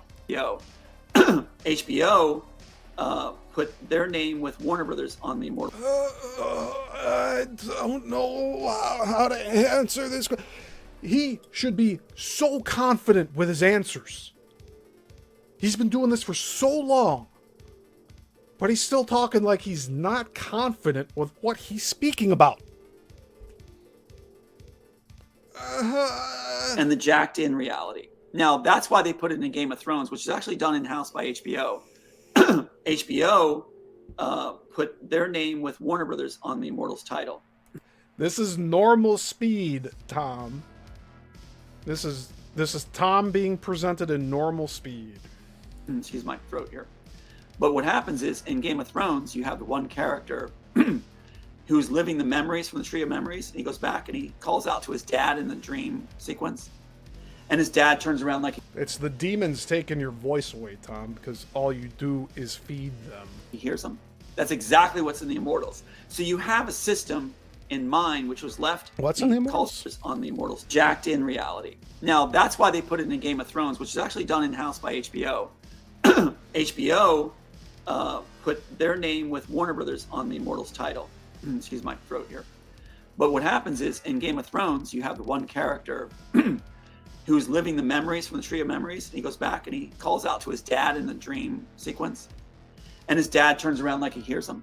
That's exactly what's in the Immortals. So you have a system in mind which was left to entice audiences to explore further, if you will, what's possible. So in mind, when Neo jacks in to the memories, which you have your neural enhancer, and then you can attach it to your home terminal. And he's not naming his character. He's saying when Neo jacks in. When Neo this, Neo that, Neo this, Neo... He is not saying Jim.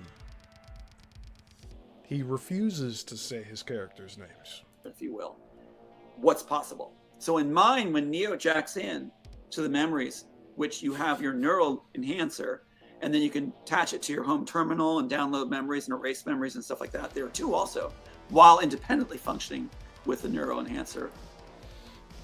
So let me get this straight.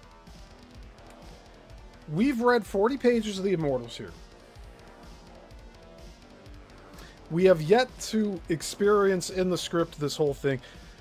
You'd think in the first 40 pages, this would be a conceptual soup of ideas, right? With the way he talks about his script, you would think every page was just oozing with every concept that's been played out the past 30 years in film, right? But it follows a singular story, which by itself, not trying to piggyback on Warner Brothers and everyone else, it sounds pretty decent for a movie. He probably was told it's a B, C, D list movie. But still, it has structure that a movie should have. He has very high concept ideas in there. Like, how you gonna get it on location to film in Amazon, first off? Like, it's gonna cost a lot of money to do that. Bring a crew and cast out there.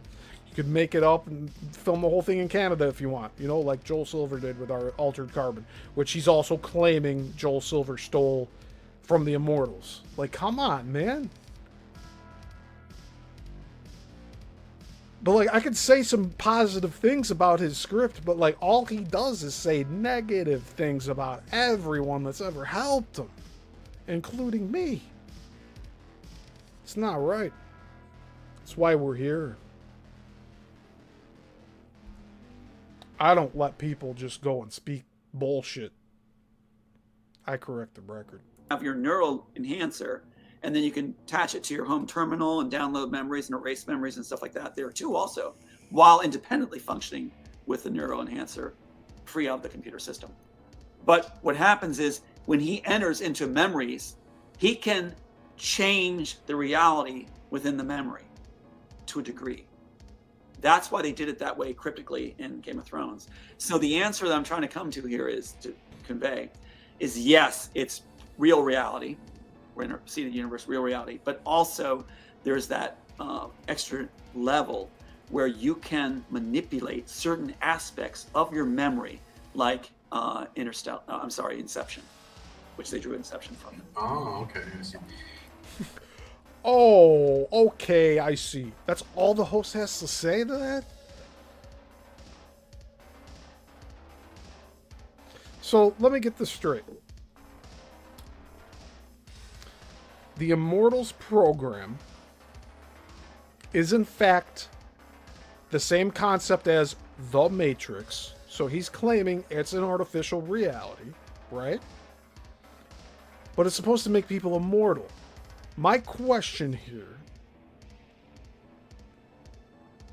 is, do the people wearing this device that alters memories, saves memories like a hard drive, do the people continue to age in real time and they just take their consciousness and memories and put it on another clone body or whatever?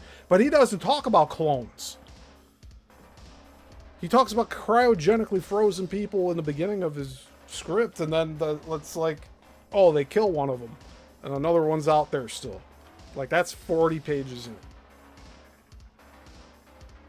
And he's given a device that's the size of a mole on your face, but something that I would assume is the size of a needle that's plugged into the back of the neck, not into a jack, but just pushed directly into the flesh.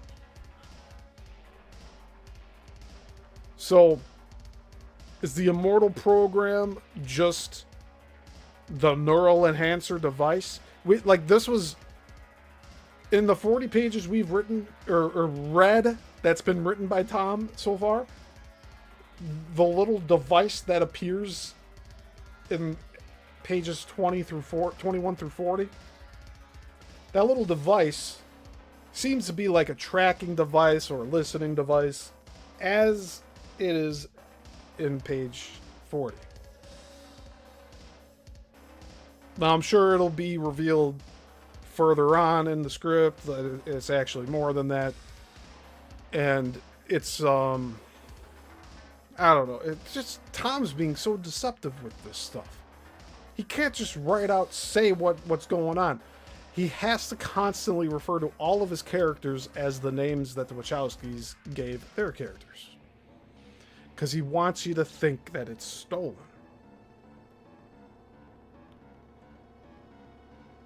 But majority of each page, because we've gone page by page, a majority of those pages do not match up. In fact, the dialogue's all completely different. That the names are all different. The character situations are all different. There's no APOC, no Switch, no Cypher as of yet. Tom is claiming that the wife character, Julia, is Trinity, and that's because there's two other love interests. Well, 40 pages in, those two other love interests have not appeared. There's Coffee Girl. What is Coffee Girl, the other? I don't know. Lerny says it's not remotely the same. No, I agree, Lerny. Lerny was there for the first 20 pages last week. Like, we're reading this objectively. Yeah, I interviewed Tom for 2.5 years. Yeah, I've been doing Let's Talk for a year. We're 24 episodes into Let's Talk About It. But we're also doing the Let's Read now. That's going to be 7 parts. We finished part 2 today. Part 3 will be next week. It's a lot of work here. I have to do a lot of prep just to do the Let's Read. 40 pages of scripts each Sunday. Takes over an hour of prep time for me. That's not including putting the lights and the screen up and getting everything with the camera and microphone ready. Like, there's a lot going into this. But I'm doing this because I believe this is the right thing to do, instead of remaining silent like everyone else has. I'm just thankful that I have the focus that I do to carry this out. Because really, if I remain silent, I'm complicit with the lie that he's trying to project onto the world, aren't I? Wouldn't I be complicit? If I knew that he was lying and I didn't say anything, I'd be no different than Tom.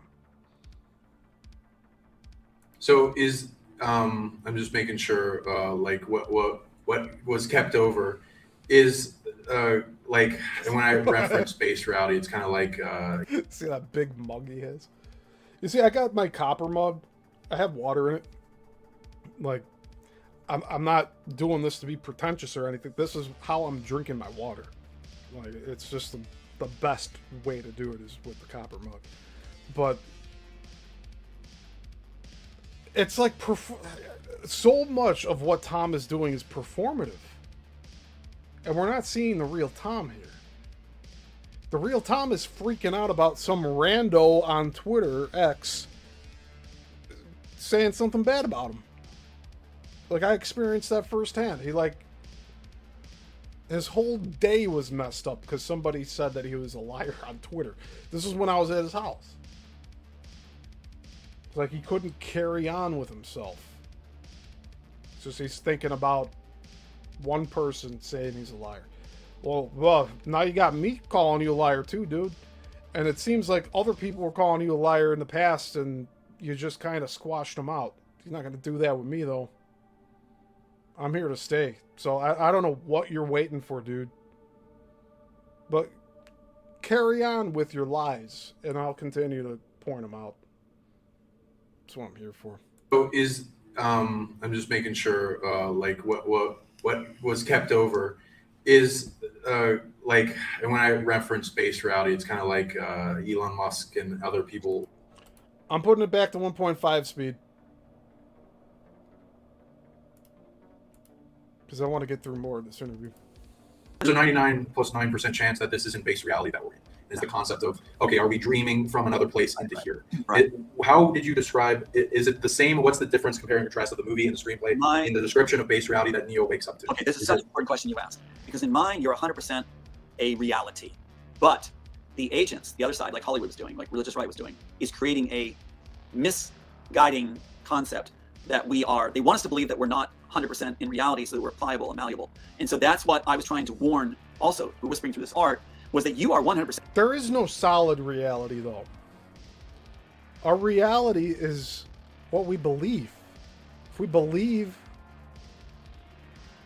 Oh, man. I don't even know how to say this. We create our own realities. We have input from other people living here with us. They have their perceptions of us. Just like Tom has his perception of me, or the perception that he's trying to project onto the world about me. It's different from who I really am. Anybody can sit down and watch my show and see that he's lying about me. But we create our own realities. We're in this world with laws, but those laws can be bent. We're talking about a dozen scientists going missing or suicided, right? Unalived, whatever. When they have explicitly said that they are not capable of unaliving themselves, but they're going missing because they're talking about the unified field theory and anti-gravity, all the stuff I'm talking about on the deep dive stuff. So you think about my channel with getting thousands of views several years ago, and now I'm getting nothing, next to nothing. I'm not calling all of you nothing, but like 10 to 20 views compared to hundreds and thousands of views. I mean, I got squashed. 99% of my channel traffic has been obliterated. I don't know why. But Tuesday I'm talking about anti-gravity patents. I'm not suicidal. I'll never take my own life. I don't drink. I don't do drugs. Heroin, cocaine, all the hard shit, fentanyl? No. I've had cannabis. Cannabis is now a class 3 drug. It's not now it's no longer in the same class as heroin. It never should have been. But I've had cannabis in college through up to now. Doesn't matter.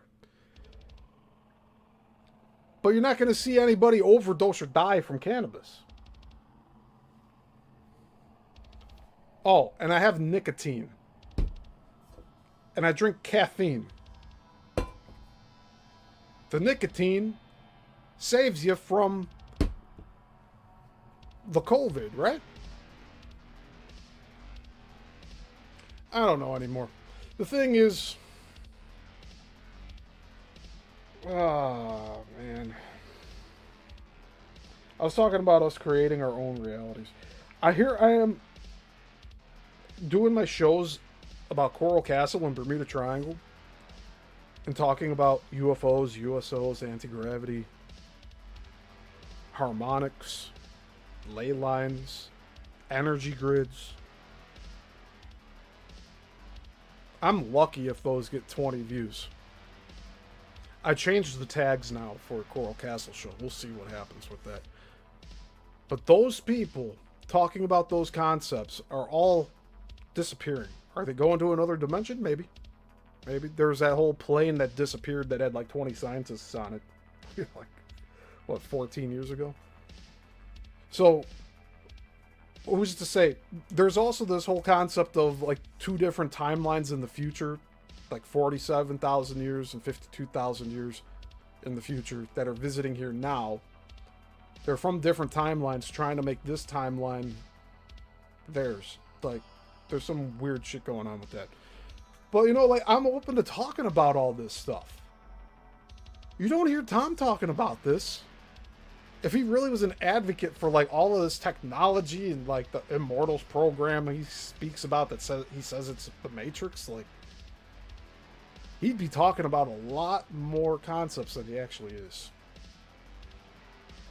Like I said before, it's like Gossip Girl water cooler talk is what he does. I'm surprised he hasn't brought up his 2 ex-wives yet. But there is another hour left for this interview. But I don't think we're going to get to all of that today. We might save that for next week. At the control panel of your life. You are 100% in control. You are in a reality you control. But the reality you thought we had was a hijacked one by those that are nefarious. That's why when you face the reality like the blue pill stuff, it's like he can't articulate certain things because he doesn't understand the concepts thoroughly. And I struggle with some of these concepts too, but like, he's claiming to, look at his title. Tom Althouse, author of Matrix, writer of the Matrix screenplay. He's not the writer of the Matrix screenplay. No matter how much he tells himself he is. Lerny in the comments here says, some rando insulted him. Oh no, hope he's doing okay. I mean, I tried to console him and be like, don't let that stuff affect you. Let's get our work done. But no. He tries to blame it on me that we didn't get any work done. I took my time out of my life to go visit him in another state to make his documentary, and then he flips the script. I was like, no, we're not doing the documentary anymore. What does that say? That tells me that he wants to live on the precipice and never... he's an edgelord. I said this last show. He's an edgelord. He wants to stay in this state of, like, manic, spastic, neurotic... What's the term he has in his script? Paranoid schizophrenic. And then that's all he talks about here too on these shows. That people accuse him of being paranoid schizophrenic, which is why I think he included it in his Immortal script. Because people were saying that to him back in the 90s, that he's a paranoid schizophrenic and a narcissist. He's been told this for over 30 years. So, did his parents convince him to go to the Pat Robertson school to maybe cure him of this paranoid schizophrenia and narcissism? Perhaps. They wanted to get him closer to Heavenly Father Creator and Jesus Christ. Yeah, send him to the school of Pat Robertson. And then they wanted to push him as the figurehead, right? Unless he's lying about that too. See, I'm giving him some wiggle room to like confirm or deny things, but no, he wants to just make fun of me and make lies about what I'm doing here. You actually see what's going on, nothing was what you thought it was. It's a stark and worse and grayer reality. It's a reality where we've been robbed of our humanity, and everything was basically taken from us and replaced with plastic flowers, if you will. We are not in the timeline we're supposed to be on. We're not in the reality we're supposed to be in, if you will. But see, he's inserting truths here. Like, I'm not disagreeing with it. Like, we're on a tainted timeline. But he's using that as leverage to give credence to his own fabricated lies. It's like we could sit here and talk about Mandela Effect. Oh, yeah, Mandela Effect. Yeah, that's been happening. Yeah, I've heard about that. Oh, yeah. Hey, by the way, I wrote The Matrix. Here's my Immortal script. Dude, you can't do that. You're taking advantage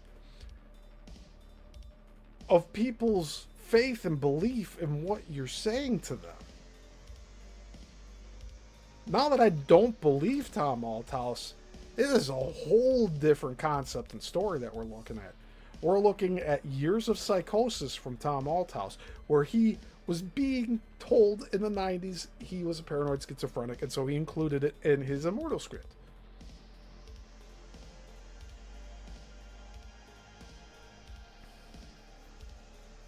Andreas says in the comments here, you know, some writers put or imagine themselves as the main character in the stories they write. Absolutely, yeah. I was even taught about that when I was at Columbia College, Chicago. They're like, pull from real life. Do stories based off of what you've experienced. I didn't agree with that at the time.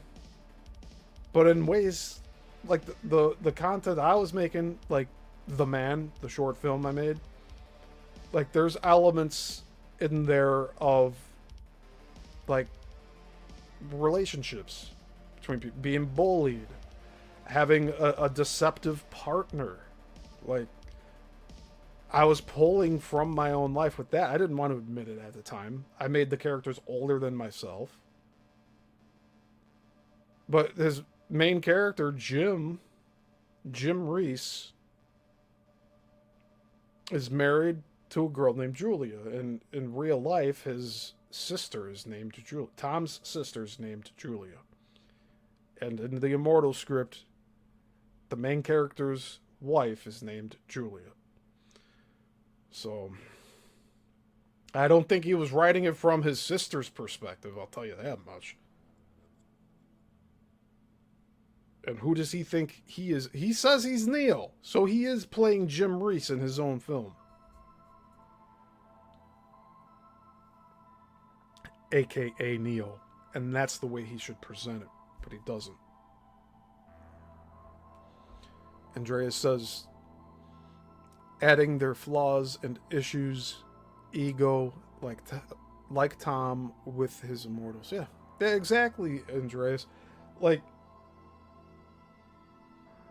it's like you're featuring the struggles that you're currently going through while you're writing what you're writing.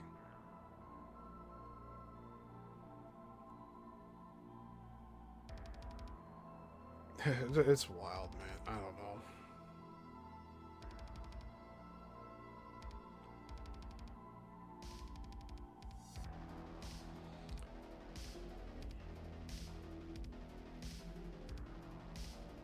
I'm just taking time to think right now. That's why I'm not talking here.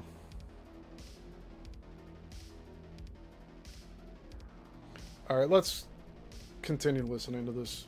The one that they're plugged into, or the one that they wake up to? The one that we're in Wake Up To is reality, but it shows all the manipulation that was done to deceive us.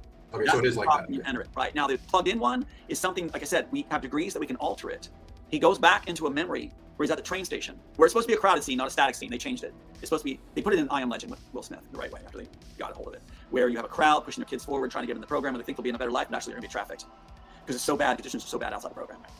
And so what happens is you even have Hunger Games in there where you go to the stadium, you can merit into the program if you and your family fight at the stadiums, and that's where you get Hunger Games. All right. So, and there's So, no. The Hunger Games was a book series. You're telling me the author of the book series was pulling from your immortal screenplay? Like,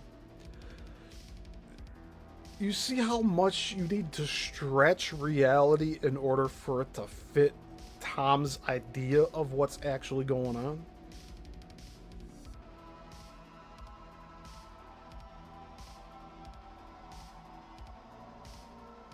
Why would they put his train station scene in I Am Legend? We covered this during the interviews when I had him on. Like, I let him talk about it. But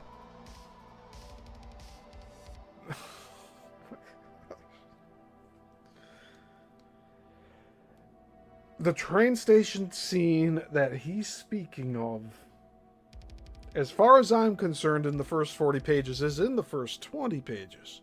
And it's in a montage of the past, World War II Germany. Not about going into the Immortals program, aka the Matrix. Again, he's not saying in the script at all that it's an artificial reality.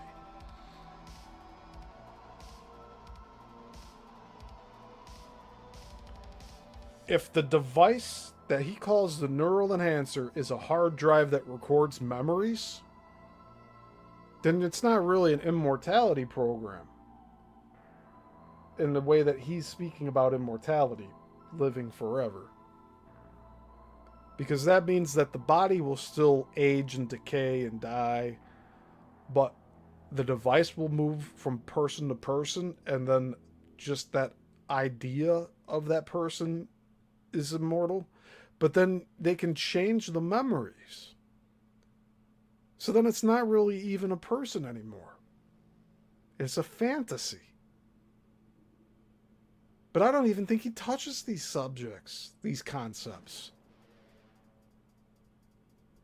It'd be really interesting if it does, but we're 40 pages in. We should already be buckled in for the ride. And we'll see. We'll see next week. Next week, pages 41 through 60. In 2 weeks, 61 through 80. In 3 weeks, 81 through 100. In 4 weeks, 101 through 120. And in 5 weeks, the rest of it, probably the last 8 pages or so, if it's 128. And then we'll know the full script, right? We'll know exactly what's in it. Because Tom refuses to do it himself. I'm doing the work for him. You see that? But maybe he's not doing that, and he hasn't done it, a proper read through, because it shines a spotlight on how dissimilar the scripts are. We're reading from scripts that are 9 months apart, where the shooting script for The Matrix came first and then The Immortals. I'm speaking facts here.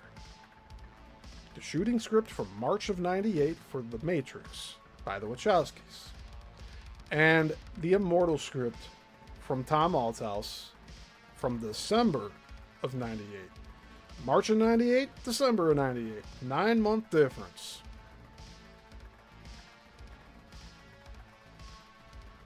Is that why you call it your baby, Tom?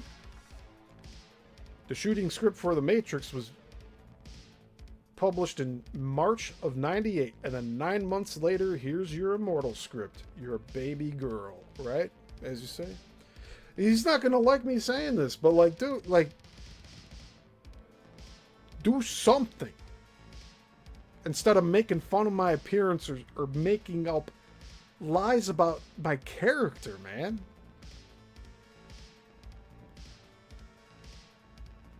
And we all know he's watching these shows. He says it here. He's been watching. Anytime. Anytime you want to talk, Tom.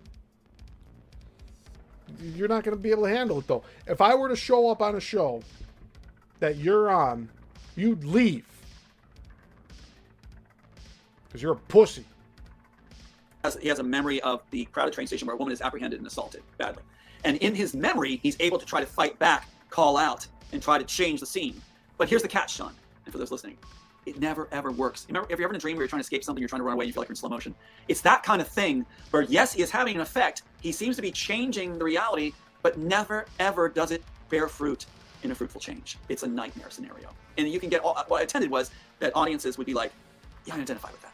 How many times I've experienced something like that in dreams? Is it a dream world? And you can see why Inception was just kicking from this, especially with the dream movie. I had pitched the dream movie. Christopher Nolan says that he wrote Inception over a 10-year period. It's actually inserted in the script itself, where the the one chick that's with Leonardo DiCaprio, Ellen Page. She's like, who would want to be stuck in a dream for 10 years? And that line is actually self-referential to Christopher Nolan writing Inception for 10 years, right? I haven't seen any comparison of the Immortals in Inception, but he's talking about his older screenplay about the Dream movie that he doesn't even name by title. He said he pitched two different ideas, the Immortals and then the Dream movie. So did he even have a title for it? It's really bizarre. Times I've experienced something like that in dreams. Is it a dream world? And you can see why Inception was just kicking from this, especially with the dream movie. I had pitched the dream movie. Let's have a question on that, or a comment. But there's a dream movie, like Bonaventura at the pitch session said, this is revolutionary, we're making this at Long Island with Lenny Coco. I have a tape of him saying, yeah, you were here, it all happened. Which is going into evidence in the Matrix case. He said, what else do you have? I said the dream movie. He said, what's a dream movie? I said, well, the dream movie is same characters. Convicts are experimented on in their dreams. And what happens in their dreams, this is 1993, by the way, Sean. What happens in their dreams will happen to their bodies. So one guy is, a friend of the guy is attacked by sharks and he ends up mangled on the car, caught. Later he sees him in the dream and he tries to touch him, thinking he can heal him in the dream world because he's so used to the dream world and reality being mixed. Dreams. Dream movie, like Bonaventura at the pitch session said, this is revolutionary. Yeah, Bonaventura, the guy that said, yeah, he remembered talking to Tom once, and then Tom had a breakdown on an audio that he recorded, being like, oh, this is it. Like, we got it. We got the evidence we needed. Apparently it wasn't enough, dude. You never talked about it again. Never showed that, or never aired that audio clip ever again after Aquarius Rising Africa. Another host that Tom has not returned to. We're making this at Long Island with Lenny Coco. We'll have a tape of him saying, yeah, you were here. Yeah, he has a tape, and then he proceeds to bawl his eyes out in audio about it. That's on the Aquarius Rising Africa channel. All right, I'm back to playing at normal speed. All happened, which is going into evidence in the Matrix case. He said, what else do you have? I said the dream movie. He said, what's a dream movie? I said, well... Okay, and again, he talks about that going into the evidence for the Matrix case. What case? He's been talking about a case that doesn't exist for the past 4 years. Since I've been talking with him, there's no case. There's no case being built. There's no attorneys working with him right now. What's really going on? Just like the infamous documentary that's never made. Where is it? Oh, there's multiple documentaries going on. Well, did any of them finish yet? Why not? You'd think one of them would be done. We'll have a tape of him saying, yeah, you were here. It all happened. Which is going into evidence in the Matrix case. He said, what else do you have? I said the dream movie. He said, what's a dream movie? I said, well, the dream movie is same characters. Convicts are experimented on in their dreams. And what happens in their dreams, this is 1993, by the way, Sean. What happens in their dreams will happen to their bodies. So one guy is, a friend of the guy is attacked by sharks and he ends up mangled on the car, caught. Later he sees him in the dream and What is going on with his speech here? Okay, I played it normal speed so we can hear him say the word car, but he says it 3 times here. It's just really bizarre. I want to cover it again, just to listen to what he does here. What happens in their dreams will happen to their bodies. So one guy's, a friend of the guy is attacked by sharks, and he ends up mangled on the car, caught. Later he sees him in the dream. Car. What is he saying? Getting spastic. And this is at normal speed, by the way. So, like, whatever. Tom's saying I'm speeding this up to make him sound discredited. Like, no, this is him at normal speed right now, flubbing up his speech. What happens in their dreams will happen to their bodies. So one guy's, a friend of the guy is attacked by sharks, and he ends up mangled on the car, caught. Later he sees him in the dream, and he tries to touch him, thinking he can heal him in the dream world, because he's so used to the dream world and reality being mixed. Lardy says his inner crow came out. Caw. Tom, these are my viewers saying this. And yet, I'm taking all the bullets here for it, right? All right. Shame on you, Lardy. It's funny, but... No, I've said it before. Everyone's their own individual person, and that includes me. And I'm not paid to do this by anybody. I'm not able to be bought, manipulated, or swayed in any way to make me do things that are outside of my morals. One of my morals is getting the truth out to people. Finding truth in film and politics. There's things here that Tom is saying there's truth to. But not his whole story of how everybody's stealing his fucking script. When he goes on a side tangent talking about general concepts. There's truth in those concepts, but they're not his. But he tries to make that give validity to the bullshit he's spreading about himself. Ends up mangled on the car, caught. Later he sees him in the dream, and he tries to touch him, thinking he can heal him in the dream world, because he's so used to the dream world and reality being mixed. And the guy, it's like a jump scare. He starts screaming and yelling after talking in a normal voice. Well, they put that in Animatrix, again, using up the story of the dream movie. They put it in Animatrix, the robot, where the girl's dead, robot puts her back in the dream, and then he goes to touch her, and she freaks out. They kept the exact same thing as one of the last things entered from the dream movie being pitched to Bonaventura. So also in it, you have a circle where our character learns to fly to escape danger, right? That's his what works.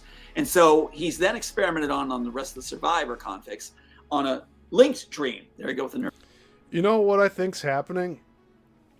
Since he's lived in so many areas, he's been on the East Coast, he's been up in Canada, he's been in Hawaii, now he's in Texas.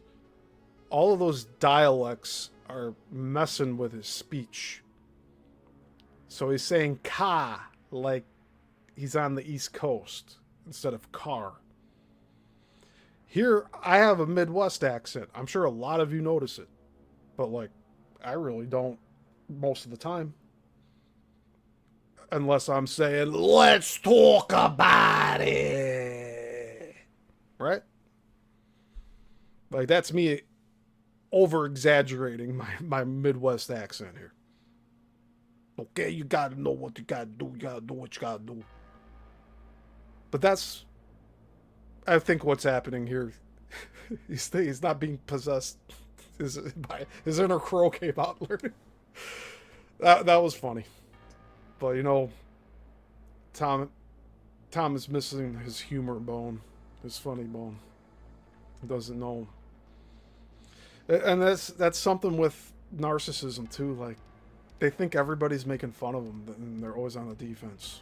So they have to make everybody in the world a victim, or everybody in the world a villain, and they are the victim. To fly to escape danger, right? That's his what works.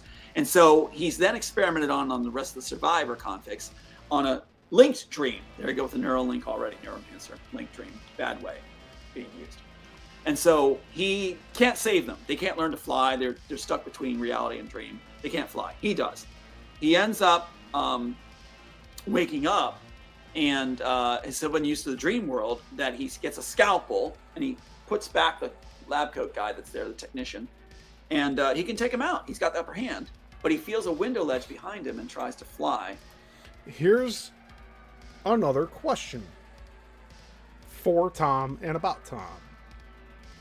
When he had his lawsuit with Warner Brothers in 2013, 2014, did he include this dream movie script into part of his evidence?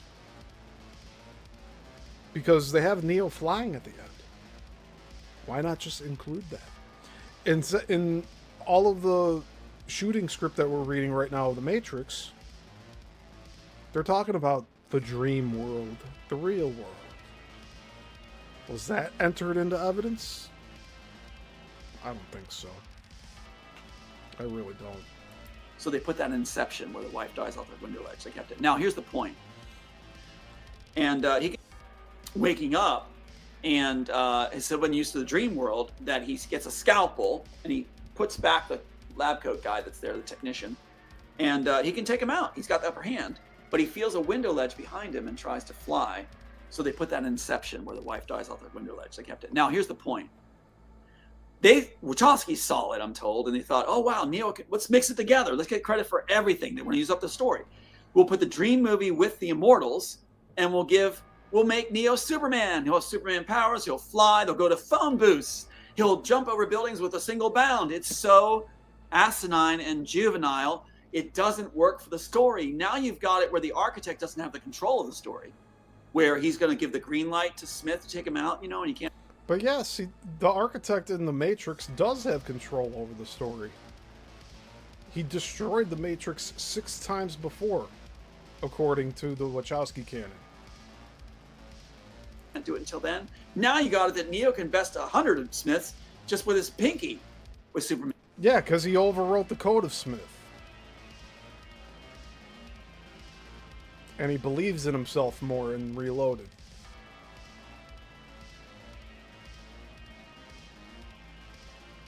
You see, Tom forgets that, I advocated for the Matrix trilogy for a very long time before I met Tom.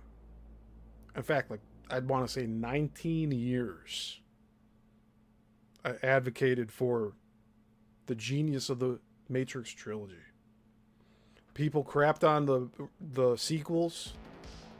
I found the good in it, and I tried to project my own thoughts on what the story elements were and how they spoke to me.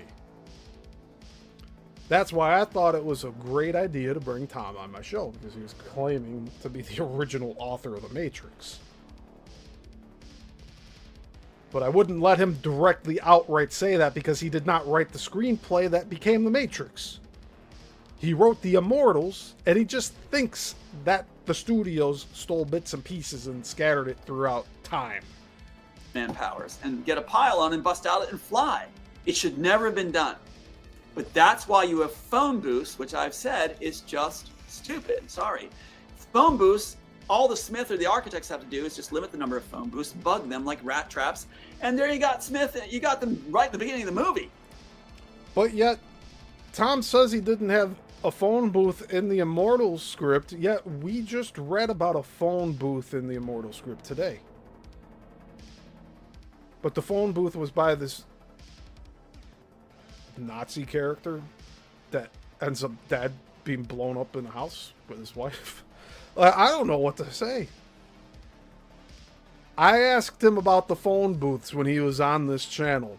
He said they did it because of Superman.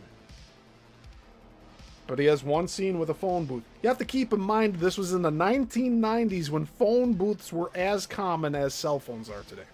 If you wanted to make a call in the public, you went to a phone booth.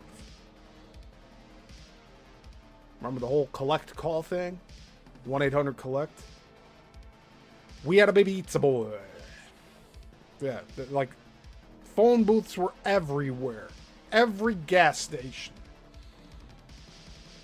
Used in the Terminator franchise. I want to know how connected Tom is to Sophia Stewart. That's another question that we'll probably dive into on another day. Going to these phone booths, you're caught. Boom, stop. Gone. You bit the cheese. It's so dumb. But what do they do with Neil Tyson? After I had said about this being stupid, they now have him coming out and saying, well, I know the telephone booths look kind of dumb, but it was a necessary evil. There was no other way to do it. No, Neil, paid off by Warner Brothers. You can do it where they originally the mortals had it, which is you jack into your own laptop you carry with you. You can. Who's Neil Tyson? I want to write that name down. I'm going to be ending the show soon, everyone. Don't worry. I know we're about to hit 3 hours. I didn't intend to be going this long today. I wanted to keep it at 2 hours. But you know, Tom's bitching and complaining about playing it at 1.5 speed. This is what happens if we play it at normal speed. We end up having monster-sized shows. You can get into the program through your own laptop. And if your laptop's destroyed, don't worry about it. You're already in the program. So the thing is, like, you can escape better than telephone booths.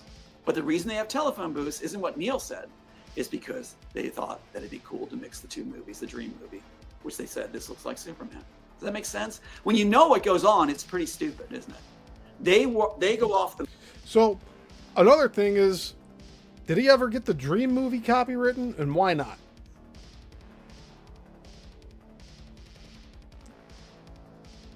You'd think that would be like a fail-safe for him, to get all of his scripts copywritten. To hell with if they go and steal it afterward. At least you have the precedence by having a copywritten, right? And you don't have precedence with the 98 Immortal script being copywritten because it's 9 months after the shooting script for The Matrix was copywritten, right?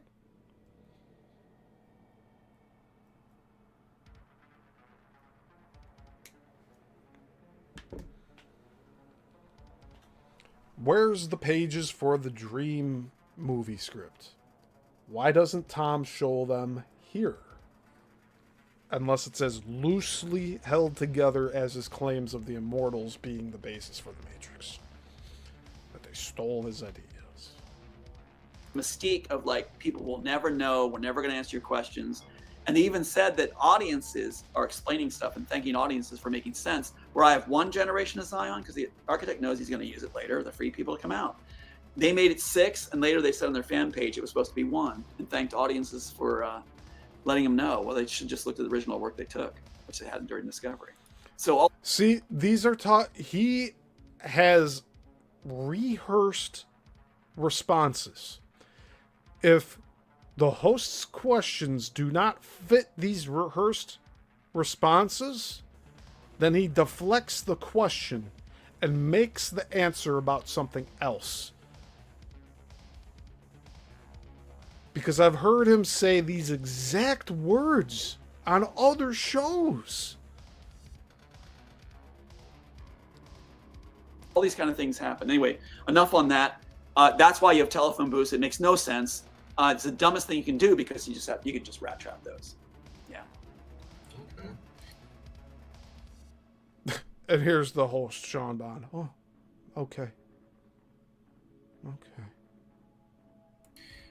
So what is your perception from writing the concepts of the jacking into, let's say, a deeper hologramic graphic dream within a dream within a dream or whatever? Right. And like, do you see this as already happened to us or something that? So again, I don't, just based off of what Tom has explained through all of these different shows he's been on, I highly doubt he has a concept in that dream movie he speaks of going within dream within dream within dream with the time dilation and all that Nolan explores. Nolan is most likely a Freemason, as well as all these other high-end movie directors. Like, there's very little wiggle room for these top performing people to like not be compromised. Okay, does that make sense?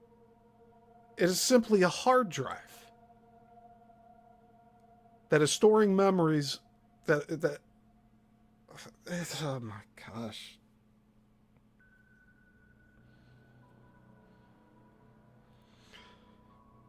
I could see how people using the device in his story would lose brain function relying off of a hard drive to live day to day. But you're talking about someone having immortality based off of a hard drive of memories?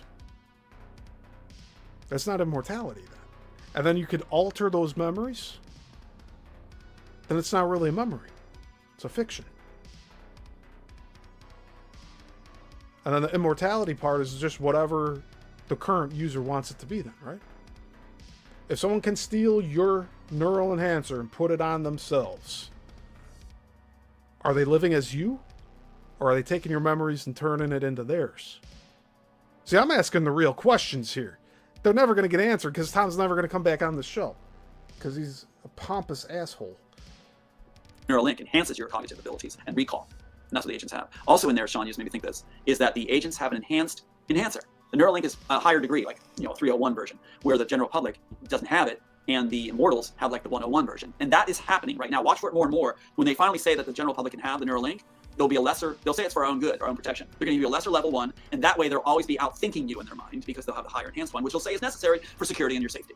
That the other guys have a higher one, which means you're never getting out of it unless you're a free thinker. And you're going to hear that word used in the future, free thinker. If you're a free thinker who does not depend on the Neuralink and can think in layers with feelings, we're going to have much more dynamic lives than those who are dependent on the Neuralink for cognitive and memory.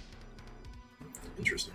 Okay, and so a lot of people have a perception of the resonance from the movies in which, the whole awakening structure and everyone being kind of like asleep, kind of NPC-ish, and that like it's your fight. And I've experienced this where it feels like a fight to awaken, and like internal and external. And like even coming into the when I first became aware of spirits and demons and stuff, when I've been attacked by them, in the first bits of it, they did not even want me to know they existed. It would just come in the form of like pain, headaches, overwhelmed, negative emotions, thoughts, influence, And then when you question them deeply and they don't see them, they then attack you, and it's like overwhelming, and it's like, holy shit, it's like intelligent, and it seems like there's like a construct, a domination control system spiritually around us as awakening humanity. What is your perspective? And I think that's very important. Just that ability or that susceptibleness to have that happen. The Neuralink is part of this too, and what the plan was, which is in Immortals also, which you're going to see manifest if it's still in the wrong hands, which is Elon Musk and the rest of them, which is all part of the, keep it as like they got strings on them. Those that give it to them have control of those parties. They're faces of it, and so what you have is the Neuralink is able to be. It's in the original piece where the architect, when Neo is in Underground, when Neo goes to Underground and they have to take his enhancer out, and replace it with Smith's. You mean when Jim Reese goes underground and have to replace the neural enhancer with Behringer? See how deceptive he is? His excuse will be, I'm trying to recontextualize it for those not all caught up. No, it's not how you approach this. Piece where the architect, when Neo is in Underground, when Neo goes to Underground and they have to take his enhancer out, and replace it with Smith to use Smith's memories, he's going to feel everything Smith feels, and how the personality Smith has is going to start to take over. That leads to the femme fatale scene in the room Monders, where he starts to attack Trinity because he's lusting after her with Smith feelings, and she has to cut out. A lot of lust in the Immortals. I'll say that much. The first 40 pages, there's a lot of lustful dialogue. Seems to be a trait of Tom here. With we've seen it here on this show, and let's talk about it. Like he flirted with Carmen Studer while Angela Davis was sitting next to him in the same shot. Apparently that was his lover at the time. I don't even know what's going on anymore. There's so many layers to Tom's life, right?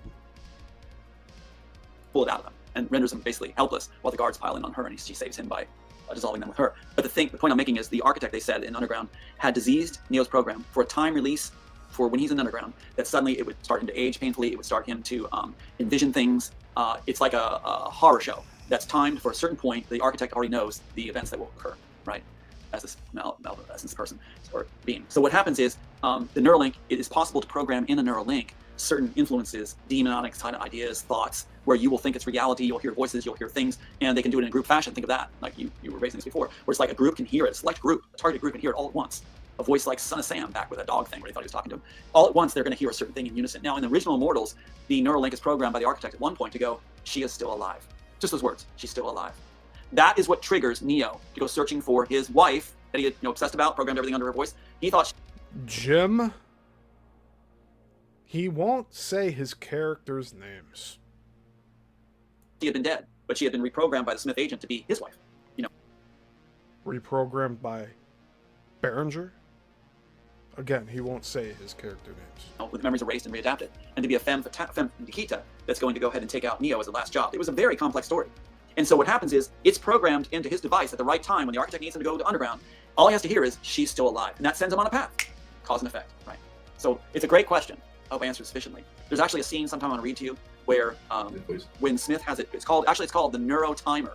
So we changed the name from Neuroenhancer to Neurotimer at one point. So Elon did not come up with Neuralink, anybody. No, he didn't come up with Neuralink. That was Warner Bros. Paramount taking it. And you didn't come up with Neuralink either, Tom. Where's your patents?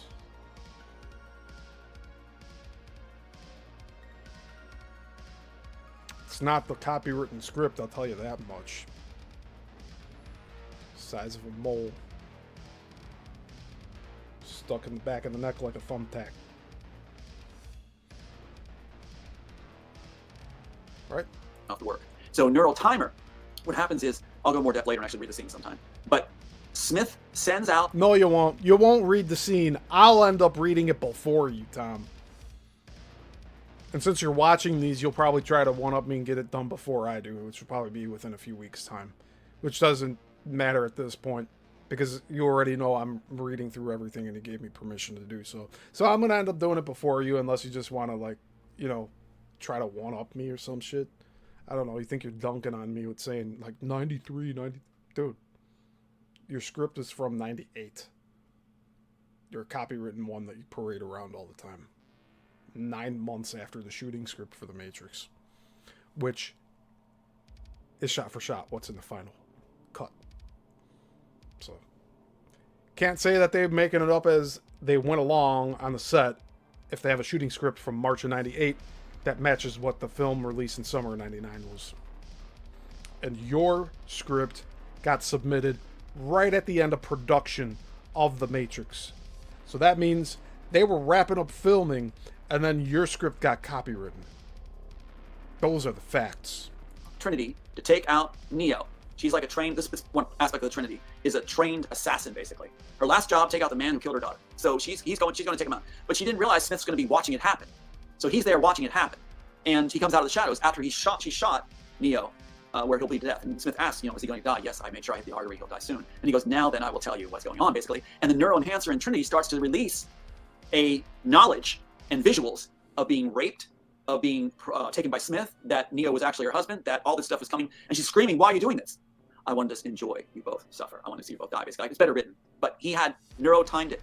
That's a warning about Neuralink, is that it can be inputted with programs that will go off at a certain time to make you age faster, harm your loved ones, make you hear things, trigger you on a series of events that will be not beneficial to you or your family or loved ones by timed responses. It's a lot of great concepts, dude. Like, imagine if he actually made his movie. It'd be in its own category. You wouldn't have to rely on the crutch of it being The Matrix, right? There's a lot of cool concepts, but the execution, how's the execution in the script? We're going to find out. We got about 80 some odd pages to go. We're 40 pages in. Sounds like we're going to read a lot of crazy shit coming up in the next few weeks. Like, I'm here for the ride, but, like, I'm not seeing 119 matchups in the next 80 pages, man. The Neuralink is just not good, unless it's in the right hands. Makes sense. Okay, I'm stopping today's show here. We're at 2:19:43. So we got about 40 minutes left of this interview we are reviewing. So episode 25 of Let's Talk About It next Sunday. We'll start at 2:19:43 in this interview, which is a total length of 3 hours, 6 minutes, and 36 seconds. It just takes too much time. And if I have this be a 5-hour, 6-hour, 12-hour video, am I really going to expect everyone to sit down and watch all of this? So I think that in the smaller 3-hour show, I wanted this to be 2 hours today. Smaller shows will get seen by more people, right? I want people to see this so that they know what they're dealing with Tom.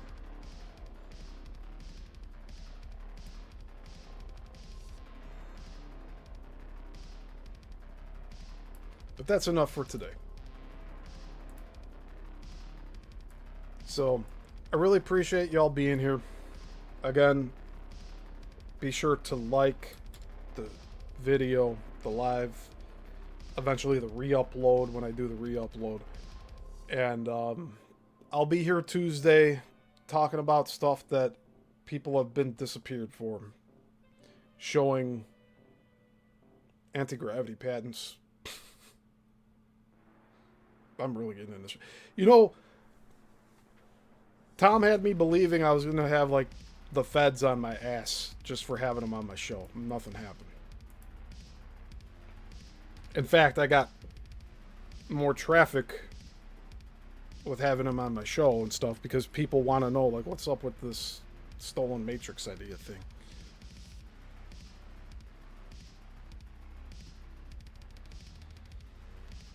Lerny says, I think a very long video is rather intimidating for anyone who's just curious. Yeah, and I agree.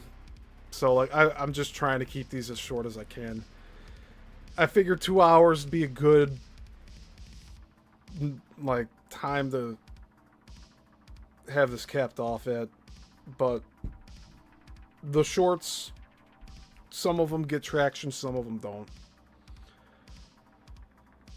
In the future, I could do like the 20-30 minute highlights of all of these shows. Like, there's just so much I can do with this, but I don't, it all takes time. So I'm gonna end this show today. I appreciate y'all being here. Please remember to like and share and subscribe if you haven't yet. But I am exhausted. I've been doing this for 5 hours today. Probably five and a half, close to 6. But all the content's here for you to look through if you have the time to go through it. And we will get through all of this stuff eventually. And I do plan on having an ending for all of these videos. So it's all gonna really depend on how much shit Tom is talking, right? Seeing him continue to spread lies about me, I have to correct the record. So I've gone 4 months without doing any Let's Talk About It shows. It'll probably happen again like that at some point. But that's why I have my deep dive series. I have my other shows I'm going to be doing soon. I have intros made for multiple shows that I haven't even started yet. So I'm looking forward to doing that and rolling those out. But Tuesday I'll be back here for Coral Castle, 6 p.m. Central Time. We're covering anti-gravity patents. We're going to be looking at a lot of different diagrams. It's going to be interesting. And Thursday will be the last chapter of the Bermuda Triangle 2 book by G&J Kassar on my deep dive into the Bermuda Triangle. I do plan on doing a different format for these deep dives after these books are done. In fact, I might do what I was talking about earlier with this Let's Talk show and go and make shorter edits of all the parts that I've done of the deep dives, just to make them more palatable for first-time viewers. But that'll do it for today. Until the next one, class dismissed.